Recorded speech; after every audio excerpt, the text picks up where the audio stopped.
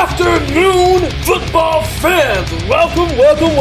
Here we go again. Day number 2 has arrived. Well, yesterday we went ahead and took our first bite of the NFL and it was tasty. We had ourselves a little NFC South, and today we're going to add some NFC North. That's right, y'all. We are ready and raring to go for the second installation, if you will, the second installment of 8 divisions in 8 days. We have 4 teams down, 28 to go. By the end of today, we'll have 24 to go.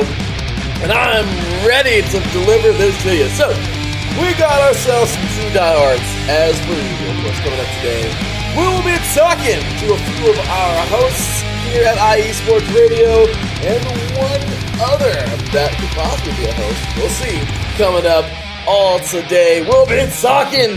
Coming up first, we are talking Packers with the host of our brand new Wisconsin show, Locked On Wisconsin. Premiering later on today, by the way, Mr. Stephen Goblin. He will be ready to rock and roll, delivering you all of his thoughts on the Packers, Aaron Rodgers situation, and plenty more. Then we have next up to that, Mr. Adam Kornick, one of the COOs here at IE Sports Radio, talking Bears football. My apologies, the recording is a little kind of nasty, it kind of sounds crappy, but it's all good, you can still hear it, so not too bad. I don't know how that one got jumbled, but it's a little messed up, but it's all good. So Adam Kornick talking Bears. Then we have the host of our Minnesota sports show, Frozen Takes with AJ, Miss Amanda. She'll be joining us for Vikings talk, and of course, right after that, we have newcomer, and hopefully to be on the show for many, many more times, maybe the hosting this very different show, Dumas Mike, coming on to talk about his Detroit Lions. And of course, after all that, you got me and Boy Larry giving you my final weigh-in and telling you what I think is going to happen this year, going into detail, giving you some of my favorite matchups coming up. It's a party tonight. Well, today, wherever you are in the country or in the world, it's a party in the coldest division in the NFL. Get ready, sound the lightning, hit the thunder, hit the applause, because we're ready to rock and roll. Let's do this, y'all.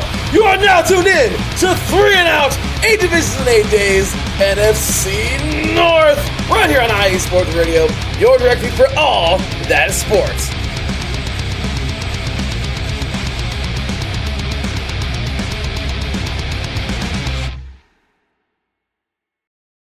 Welcome, football fans. Oh, here we go, y'all. It's about that time.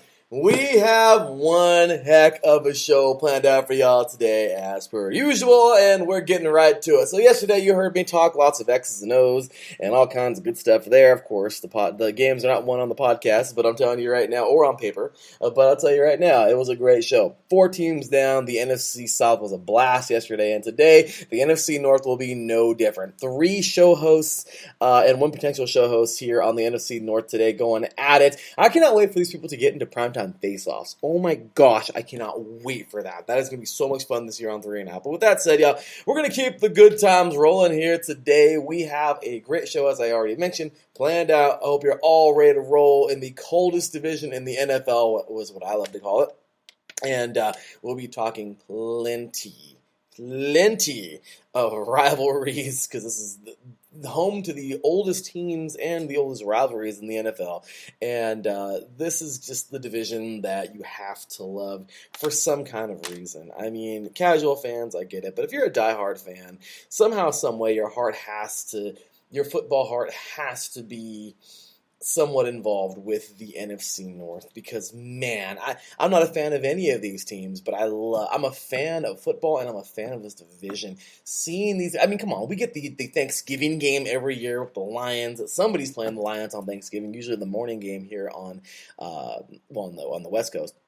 The early afternoon game, if you will, over on the East Coast. But it is amazing. Every time we get a great matchup, and we just get tons of great football from this division. So, big ups to everybody in the chat room, man. Can we go ahead and just give them applause right quick? Great stuff. Big ups to all of you, of course. With Taryn Rodriguez, Mr. Adam Karnick, which will be on today's show, Mr. Stephen Coplin, and of course, Mr. Marcus Lowe's Great. What up, no? That's right, y'all. Make sure to catch Marcus Lowe's Great tomorrow. Of course, Wednesday evenings, 8 p.m. Pacific time, 11 p.m. Eastern. Giving you what you want. He's giving you what you need. Yeah, man. Yeah, loving it, man. Marcus every week, of course, delivering combat sports here on Gloves Off. Then, of course, Stephen Coplin will be jumping on it, man. I am loving it. He'll be jumping on it tonight, 6 p.m. Pacific time, of course, over here on the Pacific Coast. But over on in Central time zone where he's at tonight, making his debut. Final show of tonight, 8 p.m. Central Time. And, of course, you can catch Mr. Adam Karnick. He was on last night for 7 p.m. Eastern Time for Chi-Town Weekly. Always delivering great shows, always doing great stuff. Mr. Taryn Rodriguez, big ups to my boy Taryn, man. He does every show under the sun on this network. Great show. Big ups to you, man. Congratulations. I wasn't there last night, my apologies. I was working, teaching the class, but congratulations. 100 shows, y'all, for Set Point. So we're going to get all those drops coming up for you next. Then we're getting on in to the show. So, as I mentioned, I will see you guys at the end of the show, so I'll see you guys way later live like this right now. Of course, we'll be hearing a bunch of recordings. Once again, my apologies for the Bears one with Adam. I don't know what the heck happened to it, but it's kind of just, you can hear it, but it kind of sounds a little funny. It kind of sounds like a it's just clumpy. Like you'll hear I don't know. It kind of came out a little crappy, but regardless, you can still hear good conversation and good football talk. So it all sounds good. It's all good, y'all. So congratulations, man. By the way, so Taryn said yesterday was okay. So next week is 100. This week was 99. So okay, I didn't miss the 100. So that'll be next week. So with that said, you guys, let's go ahead and take ourselves a short break. And when we get back, you will hear my interview with Mr. Stephen Coplin about his Packers. Also, get ready, y'all. That voting poll is going to be coming up in just a little bit. Let us know who your favorite Stick It To 'Em segment of the day is. Make sure to get your votes in. Get on over to the IE Sports Radio page and scroll down. And you will see who of course, the voting poll for who you think is going to win the division this year. This is going to be a fun one, you guys. So as of right now, let's go ahead and get over there really quick. I just want to see really fast who you guys think at the moment are going to win this thing. Okay, so voting poll. Wow, this is a good race. Right now, the Packers, we have 24 votes. Right now, we have 2 hours and 52 minutes left, of course. This is, right towards the end of the show. It should be the last 10 minutes of the show that this is, all said and done, that the voting poll will close. Right now, as it stands, you, the listeners, are taking the Green Bay Packers with 46%. The Minnesota Vikings are currently in second with 29%. The Chicago Bears are currently in third with 21%. And Detroit, bless your hearts, 4% of you are taking the Detroit Lions. And that's not a diss. I'm just saying that, it's sad because it's kind of low. Guys, Detroit could be surprising this year. You don't know. So I'm just saying, it could be good. So getting a lot of Lions crap talking in the chat room. Today, I expect all kinds of crap talking in this division. Yesterday was fun, but can today top it? We will find out. Once again, y'all, you are listening to 3 and Outs, 8 divisions in 8 days, NFC week, day number 2, NFC North, right here on IE Sports Radio, your direct feed for all that is sports. We'll be right back after this. Sports fans, do you like teams that are tough, cities that are tougher, and fan bases that are passionate about their teams? How about teams that are historic and stadiums that are iconic? Then you belong in Chicago, and you need to check out Chi-Town Weekly. Join me, Adam Kernan, every week as we keep up with all things Chicago sports. Bears, Bulls, Blackhawks, Cubs, White Sox. We'll cover them all, plus more. The Windy City is always buzzing, and we'll keep you up on all the big games and major stories. So tune in to Chi-Town Weekly every week right here on IE Sports Radio, your direct feed for all that is sports.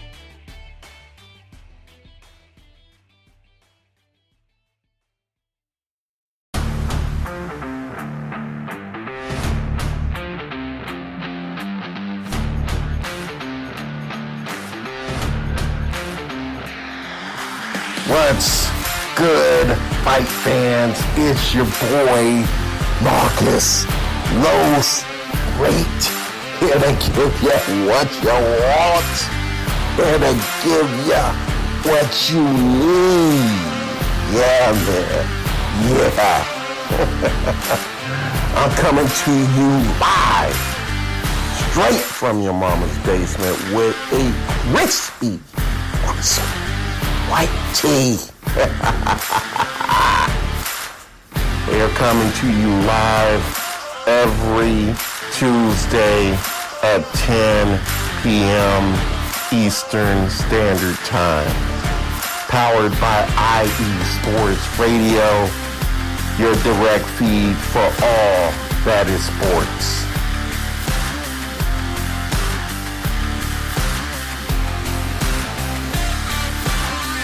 Welcome back, football fans. What's going on, y'all? It's me, your boy Larry B, bringing it to you here live on a beautiful Tuesday afternoon. It's actually Saturday, of course, as I've been saying on yesterday's show and today's show. A lot of these interviews were pre-recorded from the weekend. Of course, makes it work better with the fans, and of course my schedule really does help out a lot. But we are kicking off NFC North Day right here on 3 and Out, 8 divisions in 8 days, and we are keeping it rolling, y'all. Day number 2 is officially underway, and we are talking Packers football. This team has so many question marks. Actually, it doesn't have very many question marks. In my opinion, there's just one giant question mark, and I'll tell you right now, the fan we got online, and actually newest member of iSports Radio, the iSports Radio family, doing our Wisconsin show now, I'm pretty sure he knows the question mark I'm talking about. But with that said, y'all, let's go ahead and get this show started and ready to rock and roll, because we have ourselves a super diehard on the line. Ladies and gentlemen, welcoming for his first time of, I know, many times, very happy to have him here to talk about his Green Bay Packers, host of our brand new Wisconsin show here on IE Sports Radio. It's so new, we haven't even got a name yet. Of course, this is on Saturday, so we already have that all situated by Tuesday when the show is going live. But he is also the founder of Talking Packers, of course, the Ramble WWE, and he has his very own station, which is pretty freaking sweet. So, of course, he is the CEO of Sports Talk Network. Ladies and gentlemen, welcoming the one, the only, Mr. Steven Copleen. What's going on, man? How you doing today? Doing good. Thank you for that introduction, and I'm glad to be here. Well, I'm glad to have you, man. So with that said, let's go ahead and jump into these Packers, brother. So I'll tell you, man, the Packers have, oh my goodness, can we just get the elephant in the room out real quick? I mean, can we just go ahead and talk about what on God's green earth is going on with Aaron Rodgers? And I want details, man. Like, what is this? First, Rodgers, it comes out, Rodgers turns around and says, I want to be traded, I want out. Then we hear he's possibly going to the Broncos. Then the Packers release a statement saying, we never actually even told him, like, we want him to get out, or we wanted to, to cut his pay. Like, we never really said anything to him. And then Rodgers comes out and was like, well, no, that was actually like, Rodgers was like, I'm just waiting to see what the Packers are going to do. And then the Packers are like, well, I don't know where the media got this from, but so it's just been a crazy soap opera in this offseason. Go ahead, Steven. Tell us all about this from your perspective, man. Yeah, it's certainly been a soap opera, that's for sure. A long song and dance portraying all the way before, or right there before, heading into the NFL draft this year. With that report coming out from Adam Schefter, as you stated, talking about Aaron Rodgers wanting out. And then all the subsequent interactions back and forth since then, whether through the media, whether through Rodgers or through the Packers speaking to the media, it's just been a really trying to get their own footing, trying to be the ones with the best footing and being able to have the leverage. Right now, it seems like it's in the Packers' side in regards to the leverage game. And it's really unfortunate that how this kind of unfolded, and it's almost like opening Pandora's box. And it just has gone off the deep end from the word go, as you would think. reports being out there from different sides saying Rodgers does want to be traded, and here are the teams that he wants to go to, which had the Broncos and Las Vegas Raiders. So they'll remember to say that. But the Las Vegas Raiders on that list. Was he going to be traded there on draft night? What's going on here? That would have been the best time. And now it's getting to the point as we get close to training camp, to that pivotal date here coming up in a couple of weeks on the 27th of when or if Aaron is going to show up, and what will that truly mean. Also, Mark Murphy bringing up that it's divided the fan base is a brave understatement, to say the least, from my viewpoint, because certainly we do have people in the camp of Rodgers is being egotistical. We've had enough of this crap. Let's move on from him. Then we got the other side of the fan base saying, where do these reports even come from? They're just clickbait and spewing BS. Rodgers is fine. He'll be back. We're good. Sort of side. So it's a very divisive situation in regards to the fan base.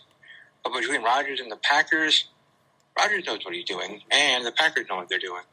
The Packers, in their situation inside of things, trade him now when we could have traded him during the draft. And even if we trade him now, the best we're getting is draft picks and maybe one player, but more still the cachet of draft picks or money. You can wait until next offseason to do that, because the draft isn't until that next April, of course. So is it in the best beneficial to the Green Bay Packers to trade him now, even if he's going to sit out? And on Rodgers' side, is he going to put his money where his mouth is, as some fans are stating, of the Green Bay Packers, that if he really wants to leave Green Bay, will he actually do the things, or even let alone say it at all? That's what some Packer fans have been waiting for him to actually say it, that he wants to be traded. But anyways, for him, will he actually put his money where his mouth is and sit out for the season?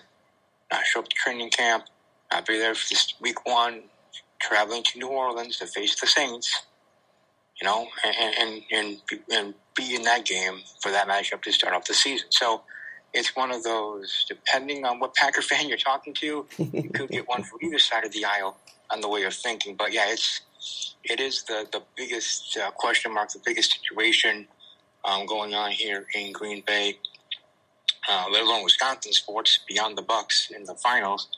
But I'm just wanting this thing to be resolved so that both parties can move on however it's going to go, whether it is Green Bay buckling down and acquiescing to Aaron and making his wish come true in a sense and being traded to Denver or Vegas.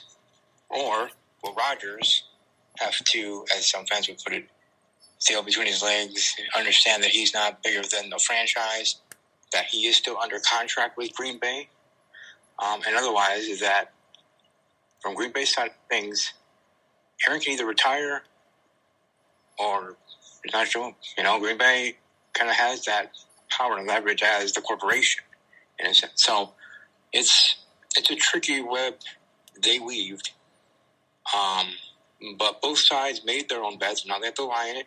They have to figure out a way either to fix it or not, but they need to make a decision soon. Because if Green Bay is going to trade Aaron Rodgers for the best for the Green Bay Packers and for the best for Aaron Rodgers, it is best to do so as soon as possible so both can have an understanding of their future, be prepared for the season, and be able to, for Aaron, learn a playbook for a new team if he is traded, and for Green Bay to get Jordan Love ready, and the new backup quarterbacks ready as well for the whole quarterback room. So, and the whole front team, So there's even division within the team. People going on social media saying of this and that, Packers legends like John Kuhn and others saying, "Oh, this could be fine." AJ Hawk on the Pat McAfee show saying that he's spoken to Aaron Rodgers and he'll be back. We'll see. You hear so many reports on both ends of the spectrum that you really don't know what to believe anymore. And it all started with Adam Schefter there on draft night, which, broke Twitter, basically. And it's gone on from there. And I know I've talked to a couple of my Denver Bronco podcast hosts and friends that are Broncos fans and otherwise, or host podcasts speaking with the Broncos on a daily basis. And they obviously would love to have Aaron and they're monitoring the situation just as much as the actual franchise Denver Broncos are. But the point is, for me individually, I want the song and dance to end. This soap opera can end here so shortly, so both can move on as franchise and Aaron, and so the fan base can move on depending on whatever the decision be made. I like that, and what a great way to put a stamp on that one. Honestly, Steven, I agree, man. This is, you said, one of the biggest things going on right now, and of course in the Packers, the biggest question mark that is in Packers football in the state of Wisconsin. Honestly, I think personally, I don't think you disagree with me if I say that it's probably the biggest question mark in the NFL right now because, Denver, that's the AFC West. That means he'd be against my team. And then you said Vegas, and that is my team. So it's kind of crazy because, I couldn't imagine. I could not imagine. I don't know. I like Derek Carr, but is he really the answer? And if we did if somehow this did happen or Rodgers went to the Raiders, I don't even know what I would say or do. Would we actually be a decent team for the first time since before I was born? You know what I mean? Of course, 03, we had the 02-03 year, but then again, I don't want to get my hopes up or none of that because Rodgers is still the man, but at the end of the day, I just think he's a Packer. Honestly, Steven, he's a Packer. He's a Packer through and through. And I feel like he needs to be there. That's his team. And I really hope they figure something out too. But if you want to ask me, because I'm, of course, this is also going a little bit biased because of my AFC roots, my AFC West roots. Let me tell you something, Steven. I do not want to see him as a Bronco. We already have the freaking Chiefs. We already have Mahomes and the Chiefs. Yeah, and Herbert is looking very, very good. We do not need another all-star there because, well, it's going to be like the water boy. Oh, no, we suck again. You know what I mean? So, right. but at the end of the day, man, I really do think that Rodgers, something needs to be worked out. I don't know what's going on with this or that, but real quick, man, one more question about this, then we'll move on to the next segment of it. But overall, I just want to know, if Rodgers does move on, how confident are you in Love to start and to make things happen? Because I remember a couple of years ago, man, when Rodgers went down and Brett Hundley actually started, you guys were terrible. For some reason, man, I don't know what it is. When Rodgers isn't on the field, the defense figures how to play defense. I don't understand. He's like that guy. He's the spark. So I don't know. I know Brett Hundley is a different guy. I know that. Of course, as a USC fan, I know him all too well from UCLA. He's a great quarterback. But I'm just saying, how confident are you that he can take over and actually make this team good? Because without Rodgers, it's shown, man. They aren't very good without Rodgers on the field, at least, or even in uniform, or even I don't know, like behind center. The guy is, to me, he's just very vital to their success. But moving forward, what do you think? Do you have all the faith and love, or are you going to just be like, well, we need to see him grow a little bit? What do you think? Well, I certainly have much love and respect for Jordan Love, and I think if we have to move on, as this, speaking to this Packer fan, I invite and welcome his sensibility, his personality that I've learned a little bit of these past 2 years and how he is, which, again, to some Packer fans is a breath of fresh air than to Rodgers, as some say being a prima donna. But for me individually, I would have faith in Jordan Love. Now, you were talking about earlier as well about Aaron Rodgers, when he didn't play, when he was injured, how bad they were overall, let alone on offense, the whole team. The defense also was bad when Rodgers was there, and they still got their butts kicked by San Francisco and then by Tampa Bay in the past 2 years in the NFC Championship games. So with Rodgers there, without Rodgers there, their defense is their own question mark. that they've somewhat been able to rectify in the off seasons in the past couple of years, but still more work to be done, especially in the secondary area. But as for Aaron Rodgers, he is the general, the captain of the team, and he does, with his great play and with how elite he is as a player, for as long as he has been, he has covered up some holes of issues that we've had to keep us in games, to win games, and to win us a championship back in 2012, Super Bowl 45 in Dallas. So I definitely would say that I do have respect and love for Jordan and feel that he would do well and give him that chance.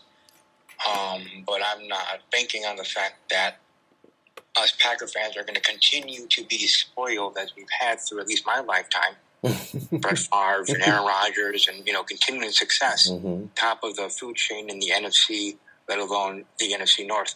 Or formerly, to show my age here, but formerly the NFC Central. No. So, but either way, Packers having some dominance and staying power in the NFC North and in the NFC, we've been spoiled in that way. So it would be interesting to be the Jacksonville Jaguars, the New York Jets, those teams that have been in the bottom for a while, and now it seems like those teams are slowly rising with the Jaguars and the Lions actually in their own ways. One other thing I do want to quickly point out before we move forward, you were talking about your team, the Las Vegas Raiders. I think for the Packers, for a trade value, in regards to capital, in regards to what they can get most bang for their buck in trade value, the Denver and Las Vegas are the best ones, beyond that being on Aaron's wish list. And I know you've heard, and I've heard as well, of Derek Carr trying to recruit Devontae Adams to be together again like they were in college. Mm-hmm. That could happen. It might not happen of Devontae going to Las Vegas, but it might happen if Carr comes to Green Bay. So if that trade happens, Carr will be part of that trade, along with probably three number ones, a 2, and Derek. So I think that probably is what that's looking like for Aaron Rodgers. So yeah, your Raiders definitely would be set in that way, and then for the Packers, getting Derek Carr and Devontae Adams together and all that. But just wanted to be sure on that in regards to the better offer, because he's switching quarterbacks part of the trade, and for the Packers franchise and for most Packer fans, if we have to move on from Aaron Rodgers and this trade is going to happen, there's a better value and future value for Derek Carr than for Denver, and for their quarterback. So I just think that for Drew Lock. So I just think that's just a better option for them. But yeah, we'll certainly just have to wait and see. I can see Derek Carr in that trade because, of course, quarterback. I mean, at the end of the day, something's got to give, and of course, some first-round draft picks because, I love Carr, but he's not Aaron Rodgers. So, yeah, I can totally see that. So, with that said, we only got about 10 minutes-ish here. So, let's go ahead and move forward. But thank you for the awesome stuff, man. Great stuff there about all that conflict and everything going on. But, you guys had an interesting draft this year, and I want to dabble on the draft just really, really quick. Of course, free agents and all that good stuff here, but just if we can just get like a minute or two on the draft, what were your thoughts? Eric Stokes, corner out of Georgia, pretty good defense there. Josh Myers, center out of Ohio State. We see where they go in there. Amari Rogers, wide receiver from Clemson. I mean, we see some good players. We've seen the departure of Bakhtiari, Balaga in the last couple of years. I remember when Balaga was actually drafted. So, we see, I believe, if I'm not mistaken, I think he departed. But Royce Newman, of course, big man out of Ole Miss coming your way. I mean, we have some pretty good players drafted here. So go ahead and give us your quick and dirty thoughts on the draft. And if you can, man, go ahead and give them a grade this year. Yeah, in regards to, I think Stokes was a good pickup that we had there in the first round. I kind of liked where we went that way. As I was speaking about earlier, needing to fix our defense, whether Rodgers is there or not. It still is a depressing issue and a hole in our team in regards to trying to be the best that we can be in the Green Bay Packer franchise. Amari Rodgers, wide receiver, so getting a wide receiver for Aaron if he does come back. And if Aaron leaves, at least we do have a Rodgers on the roster. But no, I think overall the Green Bay Packers in their draft, I like kind of how they went in regards to position, right? So, you get your quarterback, safety kind of position there with the first round, then you're going guard and your wide receiver, and then regard and then cornerback and then a wide receiver. So I think overall with the positions that we drafted, let alone the players themselves, I think are of great value. And I really do enjoy in regards to seeing tape on Amari Rodgers, as much as seeing tape on the other draftees. Really look forward to what he can offer to Green Bay, no matter who the quarterback is. Being maybe even a Rookie of the Year candidate in the offensive side, let alone overall. In regards to a grade for the Packers, I would definitely say that they did pretty well, especially considering how Packer fans, sports fans, and journalists and otherwise assumed or predicted how the Packers were going to do for the draft earlier this year. That I'd probably give them a grade of a B+. Okay. I would definitely give them a B+ grade. I think they did pretty solidly and doing all right here so far in regards to off-season and how rookies, at least from interaction with some rookies that I've had, their time there. Also get to know others part of the roster that have been signed, whether it was non-drafted rookies and otherwise, so free agent rookies. I think our roster is filling up well, and now, tough decisions will have to be made before the start of the season, and we will have the 53-man roster. Will be, that kind of back to normal, because during COVID, you're able to have kind of an exploded, balloon kind of roster due to COVID protocols and people that, might be out for a game due to that during the season. So that kind of changing a little bit now, as much as, fans in the stands. But, overall, I think it's a great draft night, and I look forward to the futures. If not the top picks, all the picks for this year's draft for the Packers. Awesome, man. So good stuff there. And then let's talk a little bit about free agency, man. You had a pretty good year. Preston Smith does come back. Very, very, very good thing he did. You guys would lose Corey Linsley, of course. You guys would bring another center. Devondre Campbell will join. You guys will lose Kirksley to the Texans. I mean, there's so many things. You kept Funchess. That was great. Mercedes Lewis will stay around. Kevin King. But like I said, man, just all kinds of different moves and, you guys bring in Blake Bortles. That was, something that was like, okay.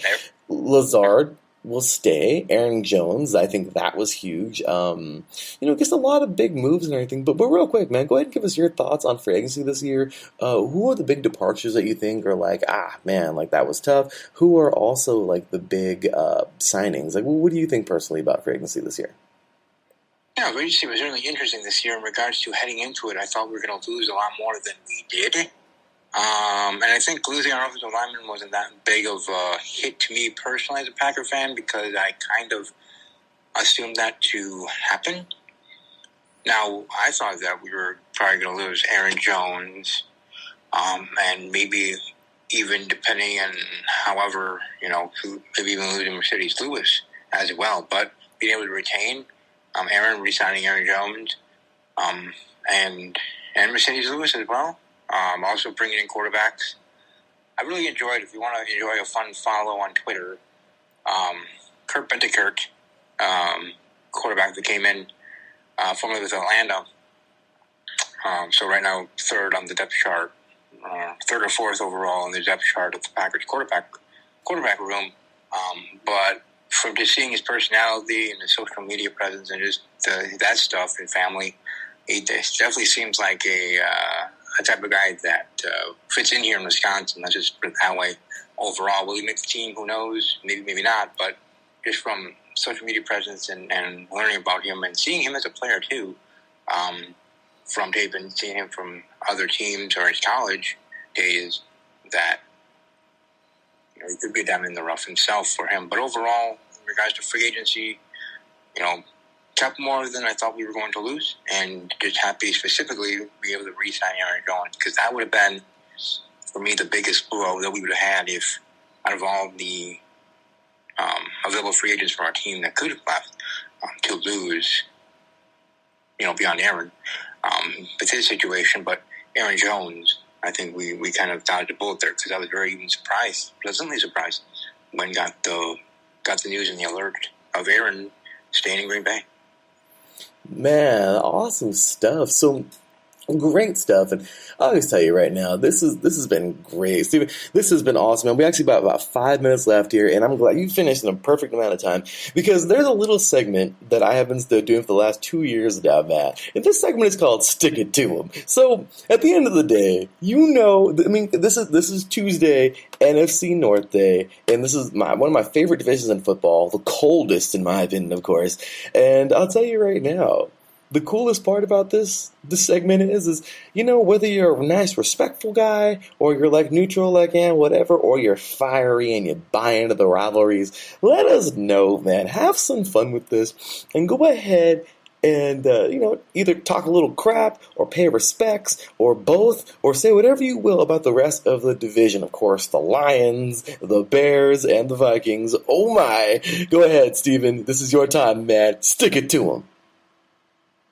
Well, first off, the Chicago Bears, their quarterback situation, and first going after Andy Dalton instead of the other options that they could have had in regards to free agency and otherwise. I don't know what you're doing there, Chicago. You're trying to get back into the playoff line, trying to get a division. Aaron might be leaving the division, and you go do that. Yeah, you drafted a quarterback, but I don't know. That's what else in regards to free agency, and there were many other quarterbacks out there that he could have gotten. Unless they just don't want to come to Chicago. That could be it too. So it's all right. And Detroit Lions, much respect to you guys in regards to your trade. I think you guys actually won that trade with the Los Angeles Rams. They're quarterback for quarterback, so I tip my hat to you. Though I do have some to stick to the Minnesota Viking fans, and that I've seen on Twitter and social media lately about whether Aaron's there or not, you guys are winning the division. I don't think you should be saying any of that until I don't know, maybe actually hold the division crown more than once in 5 years. So that'd be nice. Then you might actually have some talk and some gravitas and pedigree to actually make statements like that. But fan bases are fan bases, I guess. But if I were you Minnesota Viking fans, I'd stay in your lane. Detroit, respect to you in that trade, and Chicago, just keep being Chicago, So there you go. I love this. Steven, you're the first interview of the entire series. We're going to see what happened on yesterday's show, of course, Monday, which, of course, is 2 days from now. This is always fun recording these interviews because I get to talk about in the present, in the past, in the in the future and all that. But, man, if there was ever a tone setter, that was it. So, way to set the tone, talking Packers football and sticking it to the rest of the NFC North. My goodness, man, I love it. The rivalry is real, y'all. Well, the rivalries are real. So, with that said, Steven, show us some love, man. What do you got? Of course, I know, like I said, Sports Talk Radio. You got a couple different shows you do on there. Please go ahead and tell us a little bit. Go ahead and plug your station, man. Tell us all about your station.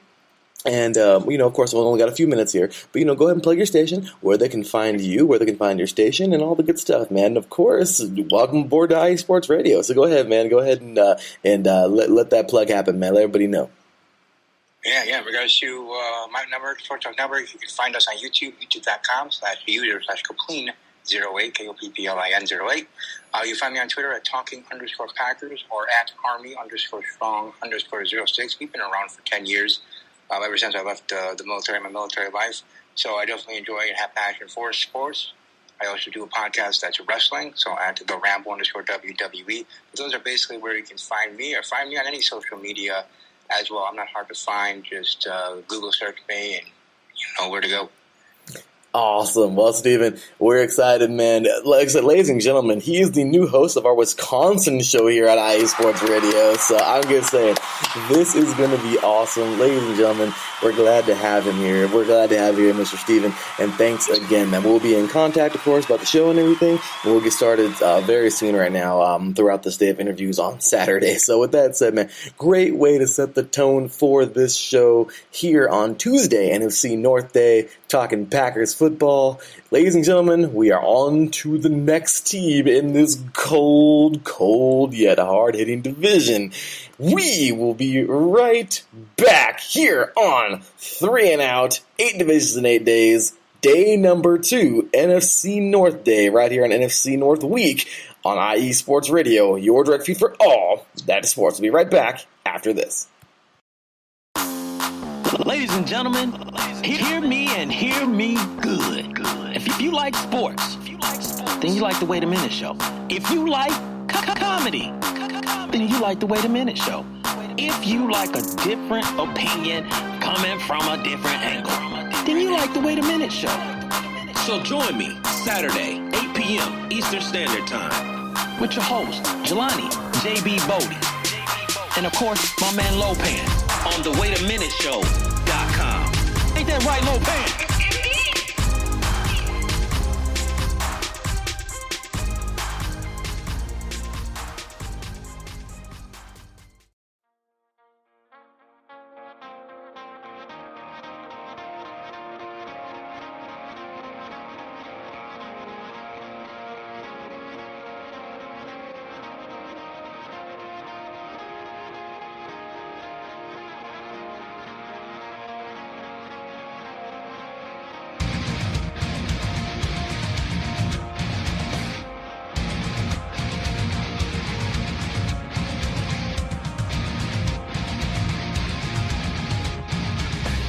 Hey sports fans, do you like wine? Well, we've got the show for you. This is Let's Wine About Sports, a show where we talk about wine and sports simultaneously. From the classic Cabernet Sauvignon all the way down to the grapes that you've never even heard of before. Oh yeah, we cover it all. And we'll talk about a little bit of sports as well. Football, hockey, collegiate, women's sports, it doesn't matter. We're going to talk about it all, and we're going to whine about it all. So join me Monday at 8 p.m. on IU Sports Radio, your direct feed for all that is sports.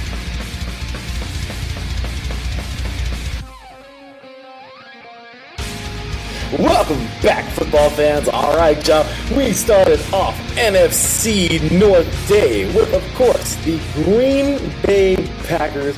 Pretty cool segment there, of course, talking to one of the newest members of IE Sports Radio, and that, of course, is none other than Mr. Stephen Copleen. I want to butcher his last name, but awesome guy. Had a great interview there, and, well, it was really neat talking about those Packers and seeing, where they are and what they're doing, and, from a true diehard. So that was pretty awesome talking to him. And here we are with the second interview of the day. Remind you, of course, this is 3 and Out, 8 divisions in 8 days. Day number 2, as a matter of fact, right here on IE Sports Radio, your direct feed for all that is sports. As you know, this, of course, is recorded too from Saturday, July 17th, but of course being aired now, it's a lot easier to work with everybody's schedules, as I've been saying. But of course, great stuff from that first segment, and now we're getting right on to the second, and we do have a great second guest. I already said it in the introduction. Glad to have him here, and well, let's just say he knows how much I love that Chicago pizza. Ladies and gentlemen, welcoming, of course, for his up-team time here on 3 and Out. He's been on this show many times. He's been a part of the network. He is one of the COOs of the entire company here at IE Sports Radio. He is the host of Chi-Town Weekly here every Monday at 4, well, at least on my time, 4 o'clock, but at 7, well, I guess let's just go ahead and say it in Central Time. 6 p.m. Central Time, 7 p.m. Eastern, every Monday, right here on IE Sports Radio. He's be starting his own show pretty soon, on his own little thing. It's a private show, no network or anything. It's a private show. If he ever wants to bring it on over to IE Sports Radio, that'd be cool too. But I'm gonna say, this guy is the real deal. Glad to have him a part of this, and just glad to have him, here on today's show to talk about his Bears. Ladies and gentlemen, welcoming none other than Mr. Adam Karnick. What's going on, Adam? How you doing today, man? I am doing very well, Larry. Thank you for having me on. Let's get right in. Let's talk about the Bears. The Bears. I am so freaking excited, man, because, ladies and gentlemen, one time I was in the chat room, the IE Sports Radio chat room, and I was talking about how much I really don't even care about offense, and how if it was up to me, I just draft like 12 or 11. What am I in Canada right now? Playing Canadian football, CFL, he's getting 12. But no, if I can just get 11 average Joes to just do what they want on offense and have fun, and then just have 11 really mean, scary dudes to just not let the other team score, and then try to score on our own, or if the offense somehow got in the end zone, I don't really care. That's my kind of football. And it was kind of funny because Adam put in the chat room, like, are you sure you're not a Chicago fan?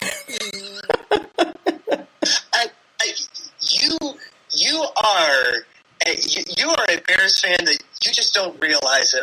We have this conversation all the time in Chicago. Anytime the Bears don't do well, it is the defense's fault. The defense could hold a team to 100 yards of offense and 10 points allowed. They'd lose 10-3 with the offense never getting past midfield, and it would all be the defense's fault. It would 100% be, why didn't they take the ball away 7? They only took it away 6 times. Why not 7? Why didn't Eddie Jackson get into the end zone? He should, instead of just forcing that fumble. It's all about the defense in Chicago. You would fit in so wonderfully. Come, Larry. Come to the NFC. The other teams in the NFC are weaker anyway. You'll have more fun. I love it. Well, and I'm a proud Raider through and through, but man, I love it. Those Bears, I'm telling you, man, if it's anybody, I definitely cheer them on, though. I definitely have a soft spot for the Bears, man. I could definitely cheer them on. I love it, man. It's all about defense, and I love how that's how it is. That's what it's all about. I mean, like, you only got 5 interceptions. How about 6? You bunch of pansies. You know what I mean? Like, I love it. Like, that's what I'm talking about, man. Like, it's just defense all day long. And it's kind of funny because I recently, for the first time, I know I'm a bad sports fan, but I watched on Netflix about a week ago, and it took me about 2 days to get through it, but I actually watched Michael Jordan, The Last Dance. And it was so good. It was very good. But you know what's kind of funny? As I never really even knew this about Rodman, but as crazy as he was actually a damn good defender. Like, and it's just amazing because of all places, he would play in Chicago, where defense is everything. So he was. If the NBA, of course, getting off topic for a second, but the NBA was a totally different animal 30 years ago when that was going on. But oh man, he was so good. He was so good at shutting you down. And yes, I mean, that is Chicago sports culture. It's all about defense. It's all about shutting down the other team. You had the monsters of the Midway in the 50s and 60s. You, of course, had the 85 Bears, the standard by which all defenses are still measured today.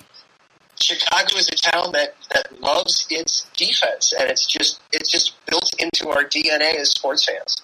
It really is, and I love it. Chicago is, that's definitely a great place. And on top of that, I am just the biggest fan of Chicago deep dish pizza. So, I mean, seriously, I don't know. And I love the cold. I mean, I don't know. I don't know, man. Chicago is definitely it's got a warm spot in my heart. Well, we can cheer you of that love for the cold the next time we have one of these polar vortexes. We'll fly you in, and that'll fix you of any love for the cold you ever had. Adam says you won't love it after this, I promise. Negative 30, it should never get to negative 30. That shouldn't be a thing. That just shouldn't happen. He said, unless you're on Neptune, that should never be a thing. That shouldn't happen. That should not happen. love it. Well, with that said, man, let's talk about the Chicago Bears, man. Once again, second team up today. We got Adam Karnick here on the line talking about the Chicago Bears. The host of Shot-Town Weekly right here at iSports Radio and one of the COOs here at iSports Radio. He's a great guy through and through. And first things first, what about last season, man? Give us a little talking to about last season. What were your thoughts when the season ended? Well, 2020 was obviously a roller coaster for everyone, everywhere, in all walks of life. And why should our sports fandom be any different? The Bears took all their fans on such a roller coaster of a season. Opened up with the improbable come-from-behind win in Detroit, followed by another improbable come-from-behind win, and then in Atlanta, third game of the season, benching Trubisky for Foles, who then orchestrates a come-from-behind win to kick off the season. At one point in October, the Bears were the top team in the NFC, only to then turn around and lose 6 straight games, and suddenly you can't buy a win, you can't do anything. It looks like everybody's going to get fired. We're going to completely, have to restart. Then the schedule flips. Mitch has to come back in. They win a few games to close out the season. Back into the playoffs, thanks to Arizona losing on the last game of the season. The Bears back into the playoffs at exactly 500 for the second year in a row, and the wonderful generosity of the NFL creating a 7th playoff team in the conference last year. That's what the Bears were a playoff team thanks to the NFL adding a playoff team and Arizona losing the last week of the regular season. Somebody had to claim it, so they threw the Bears in. And then absolutely getting so outclassed by New Orleans in that wild card game. You went into that game, and it was just, you knew right away, this isn't going to happen.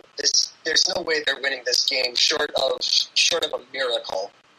You get into January, and okay, are they cleaning house? Are they not cleaning house? Are they keeping people? Who's getting fired? What's happening? They decide to not clean house, and that doesn't go over well at all with the fan base. And then, miracle of miracles, Justin Fields falls into their laps.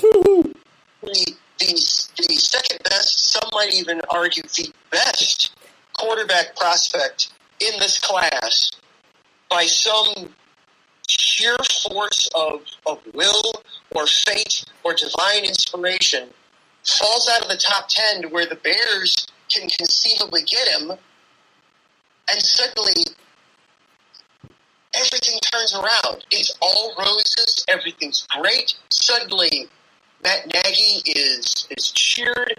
General Manager Ryan Pace has got a clean bill of health for the next couple of seasons. Suddenly, everything's aces in Chicago. It's been an insane turnaround over the last 14, 15 months for the Bears. It's just insane. I think you have the right word. I think insane is absolutely, I think, right around the ballpark. And we're going to get into that draft pretty soon right now, but I love how you give us a nice, a good, stare into what we're going to go into, because we're going to get a little deeper into that draft, and I feel just what a great pickup. But man, let's take a quick look here at free agency, because there were some good ones. Allen Robinson will stay. You guys will pick up Desmond Trufant. I thought that was pretty good. The Trufants are a huge football family, and I think are going to produce some great players. I thought that was amazing. Him going, at least I think so. I thought that was a great pickup. Marquise Goodwin, wide receiver, heading on over to the Bears from the Eagles. I thought that was pretty awesome. You have Andy Dalton, which, he's just going to come hang out. I don't know what's going on there. But, we he will head on over to the Bears. I guess he got some insurance there. Damian Williams, I thought that was pretty cool, heading on over from the Chiefs to the Bears. You'll also have Jeremiah Atakshu. I don't want to butcher his name, but a good edge rusher there. Defense. The Bears love their defense. So I'm telling you, some great stuff there, man. But then there were some key departures that were just like Reggie Davis head on over to the Cowboys. I mean, I don't think that was gigantic, but still, Eddie Pinheiro heading on over from the Bears to the Colts. DeAndre Carter, wide receiver, heading on over to the Washington football team. Just some moves that were like, oh, that sucks. Like, let me see, what was one that I really thought was like crappy? Bobby Massey heading on over to the Broncos. You also have Kyle Fuller, which I think was probably the biggest kick in the nuts. I mean, it is what it is. I can say that. But that was. But then I think they made it up for it with Desmond Trufant, bringing him over. But regardless, there were some key drops, some key departures and acquisitions. Go ahead and get into some of those and tell us how you felt about them and tell us what you think about them now. Yeah, well, actually, the perfect place to start is Andy Dalton, because in all that wrap-up, I forgot about the other insane storyline, because for about a week there, it looked like Russell Wilson was going to be a Bear, that they were going to make the epic trade of all trades to acquire Russell Wilson, and then as soon as that officially fell through, Andy Dalton got signed because they had to have somebody at quarterback. They moved on from Mitch. Nick Foles wasn't going to be the answer, and Andy Dalton became the emergency. Well, we got to have a guy in this spot. So Andy Dalton, he is the starter for now. We'll see how that goes. I'll get into that a little bit more as we start talking about Justin Fields and the draft. Some interesting moves. Allen Robinson is the confusing and frustrating one because he's only back on the franchise tag. You roll the clock back 18 months ago, he was in love with the organization. He was in love with the franchise, and the Bears, of course, were in love with him. And it was assumed, it was a fait accompli that, Allen Robinson's going to get an extension. He's going to sign it. He's going to be with the Bears for several years to come, 3, 4, 5 years to come. He loves being here. They love him. Finally, the Bears have a legit, bona fide, in his prime, number one wide receiver in the NFL. And then the deal never came. And then we found out that, no, the Bears have been yanking his chain. He's willing to take slightly less than market value. And the Bears want him to take absurdly below market value. That he's looking for $20 million a year. The Bears are only willing to offer him $15 or $16 million a year. So there's a huge gap there, and they have to bring him back. It's on the franchise tag. So he's back, but we've both been around football long enough. We know that when guys hit free agency, there's always that spin that comes out there of, well, he's not a team player. He's in it for the money. Oh, he's just in it for a cash grab. If somebody tries to say that Allen Robinson is not a team player,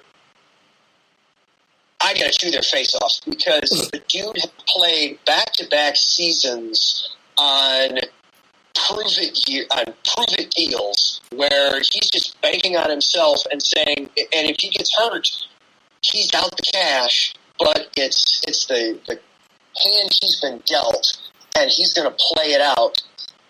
He's back on a one-year deal. I hope he kills it, and he's going to be set for a huge payday next year. I doubt it's going to be the Bears, so hopefully they can get the most out of him for this year, because it's unfortunately looking like it's probably going to be the last year that they have Allen Robinson, which is too bad.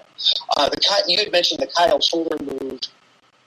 That was a cap casualty. That was they had to free up cap. The Bears at one point this offseason were a grand total of $100,000 under the salary cap, which for the average person, of course, is a ton of money. For an NFL team, that's not even a rookie's signing bonus. So to be that close to the cap, they couldn't do anything. So Kyle Fuller is going to be a guy that they are going to miss.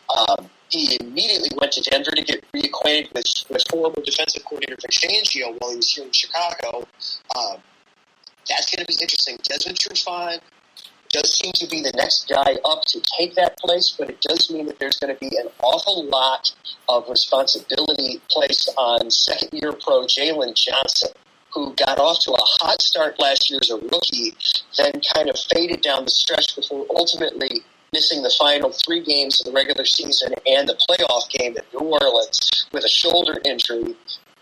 He's got the cockiness and the swag to say, oh, yeah, I'm back. I'm ready for this role. I'm ready to do this job. That's going to be interesting. The Bears' secondary is going to be an interesting spot to focus on, and Trufant and Johnson are going to be 2 guys to keep an eye on there in the secondary. So Trufant's going to be an interesting guy. Damian Williams is going to be that's a good signing. Some depth there. The Bears definitely with their running game had some issues when Tariq Cohen last year went down. They didn't have an obvious replacement for him on the roster. And when Montgomery, they put a lot more on Montgomery's shoulders, David Montgomery's shoulders at running back, but he needed breaks from time to time. They really had nobody behind him to fill in. So Damian Williams is a nice pickup because he can fill both the Montgomery role and the Cohen role.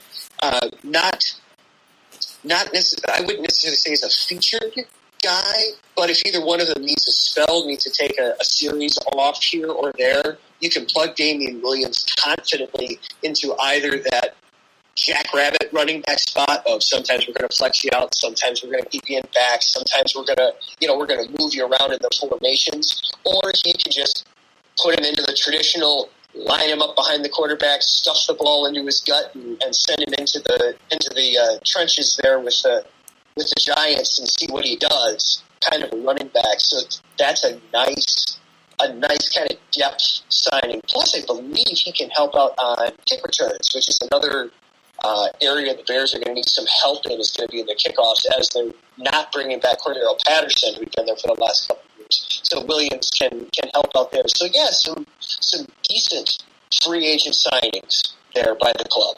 Ladies and gentlemen, if you ever wanted an elaboration, that was it. Oh my gosh. Amazing. Thank you very much. I'm about to hit the applause button for that one. That was amazing. Thank you, Adam. Great stuff, man. Absolutely awesome. And I love it, man. The Bears have done some things to really help out this year and this offseason. And, well, we're going to go right into the draft because, with the 11th overall pick, they select Justin Fields, quarterback of Ohio State. And, my goodness. I remember that day. It was like draft morning. And you were like, or somewhere around, maybe a couple days before, the day before, the morning of, or maybe even like the day of, like right before the draft. I remember you putting like, if the Bears somehow got Justin Fields, like you put like I don't know, like I'll freak out, or I don't know, like I'm wishful thinking or whatever. And it was hilarious because when they actually selected it, like I could only imagine you like doing a freaking backflip or something. Like it was so funny. Like I was like, oh crap, it happened. Like it actually happened. What was your moment like when you actually saw the selection? I'll take you back one night before, but let's go to the last time I was on 3 and Out. Actually, was we did the big draft preview. Yes. And as we were going through the group of us, I even said to everybody, now, if we get to the 10th or the 11th overall pick, if Fields makes it this far, that's right. Look at because Ryan Pace will come up and get him. And sure enough, he did.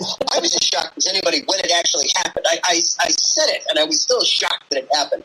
I was following along with the draft. I was also working on helping get my daughter to bed as the draft is happening. So I'm reading her story while checking my phone. While turning to my wife. Okay, hold on, honey. I gotta go watch this real fast. I'm about to fall around, and then I see as the ticker comes by, it's nobody's taking Fields.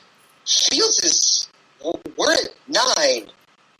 He got for me. The big one was when he got past the Broncos. When he made it past the Broncos, the first one was okay. He made it past the Niners at 3. That was a surprise. Then a little bit of a drop, and then it was he got past the Broncos. he's going to make it out of the top 10. Unless somebody makes a move, he's falling. And I put out there on Twitter, the Kermit the Frog, nervously biting on his fingernails.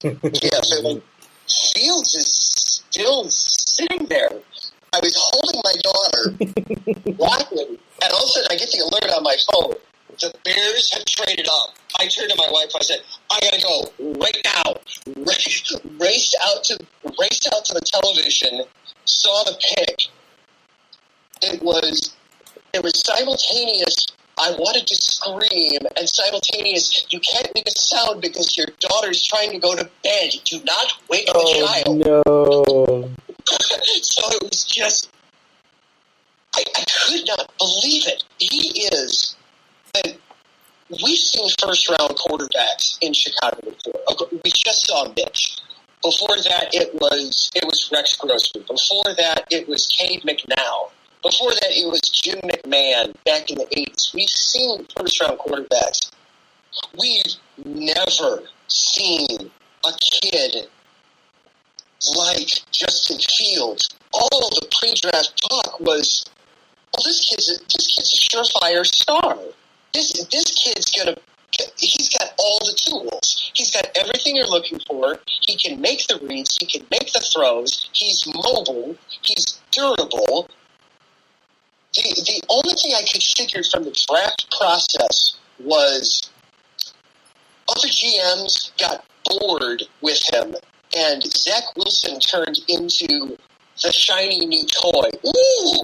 We didn't expect that this guy was going to be quite this good. Ooh, boy, we got to pencil him in. Ooh, look at Trey Lance. Yeah, we knew he was good, but we didn't know he was going to be this good. Ooh, and it was when Justin Fields simply met expectations, everybody forgot. Well, yeah, these expectations are you plug him in for the next 15 years and forget about the quarterback position.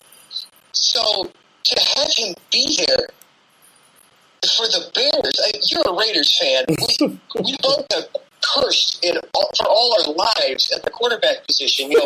But for the Raiders, you go back to Ken Stabler in the 70s. Oh, man. For the Bears, we literally go back to the 1930s to back when our quarterback was good. We don't have any history of a quarterback being sustainable at all. So this guy is just he's gonna take the team by storm. He's gonna take the city by storm when it happens. Nagy has said, yeah, Andy Dalton's still our starter. We're going in with Andy as the guy. And that's all well and good. It's going to be interesting. Training camp starts in a week. For when everybody's hearing this on Tuesday, training camp is a week away. Justin Fields has already been at training camp for a week before we're listening to this. He'll have been at training camp for 2 weeks already by the time the team reports. The dude lives, eats, and breathes football. I'm actually a little worried for him. I kind of want him to, get out there and have a life. Dude, you're 24. Go out and enjoy the city. You get to be in Chicago, one of the best cities in the world. Go enjoy it a little bit. You don't have to live at Palace Hall. It's okay. This kid is going to do everything he can to be ready so that to just make it be obvious that, dude, it's time. Hand him the keys. Let's go. He's ready to play. He really is. And he seems like such a good young man. He really does. And I'm so excited for you guys, man. This is huge. This is freaking huge. Because seriously, my gosh. I mean, it's been so long since the Bears have been, since you could at least say the defense was somewhat good. Offense, No, the defense, well, that's a different story. But offense, my goodness, man. It's so true, So it's like seeing this now. It is heartwarming to see that because, I want to see the Bears succeed. It's a good football team. So I really personally think, my goodness, this team has really, really, really gotten, they wanted. And yeah, this is big. So moving forward, though, man, let's take a look here at the draft. Overall, second round, Tevin Jenkins, offensive tackle at Oklahoma State. And then after that, you guys just kind of fall off. I mean, not fall off, but you got, a lot of other picks in the later rounds. But regardless, I mean, just talk about the draft overall. What is your grade? I'm pretty sure Fields is gonna make that grade a lot better than just good for the moment. For sure, just good in general. But what do you really think, man? Yeah, obviously acquiring Justin Fields makes the entire class amazing. The grade on the class becomes so high because of Justin Fields. It can't really be anything less than an A as a result of that. But Tevin Jenkins, he's going to be the other really interesting guy to look at. They're going to put a lot on his shoulders right away. Tevin Jenkins, he was a guy that a lot of people had as a first-round pick. Some people had the Bears taking him with their original pick of 20 overall. I had him originally going to the Jaguars somewhere in the mid-20s range. He fell in part because there was a lot of depth at that position overall in the draft, and then also he's thought to be a right tackle, more of a left tackle, just in some way simply because he spent so much time there in college.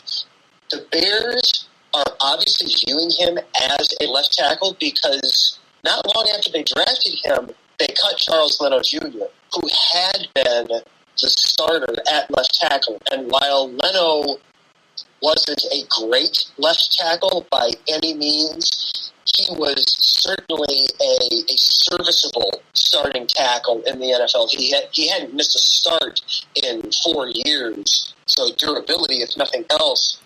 But they're saying Tevin Jenkins is going to be the starter at left tackle from day one.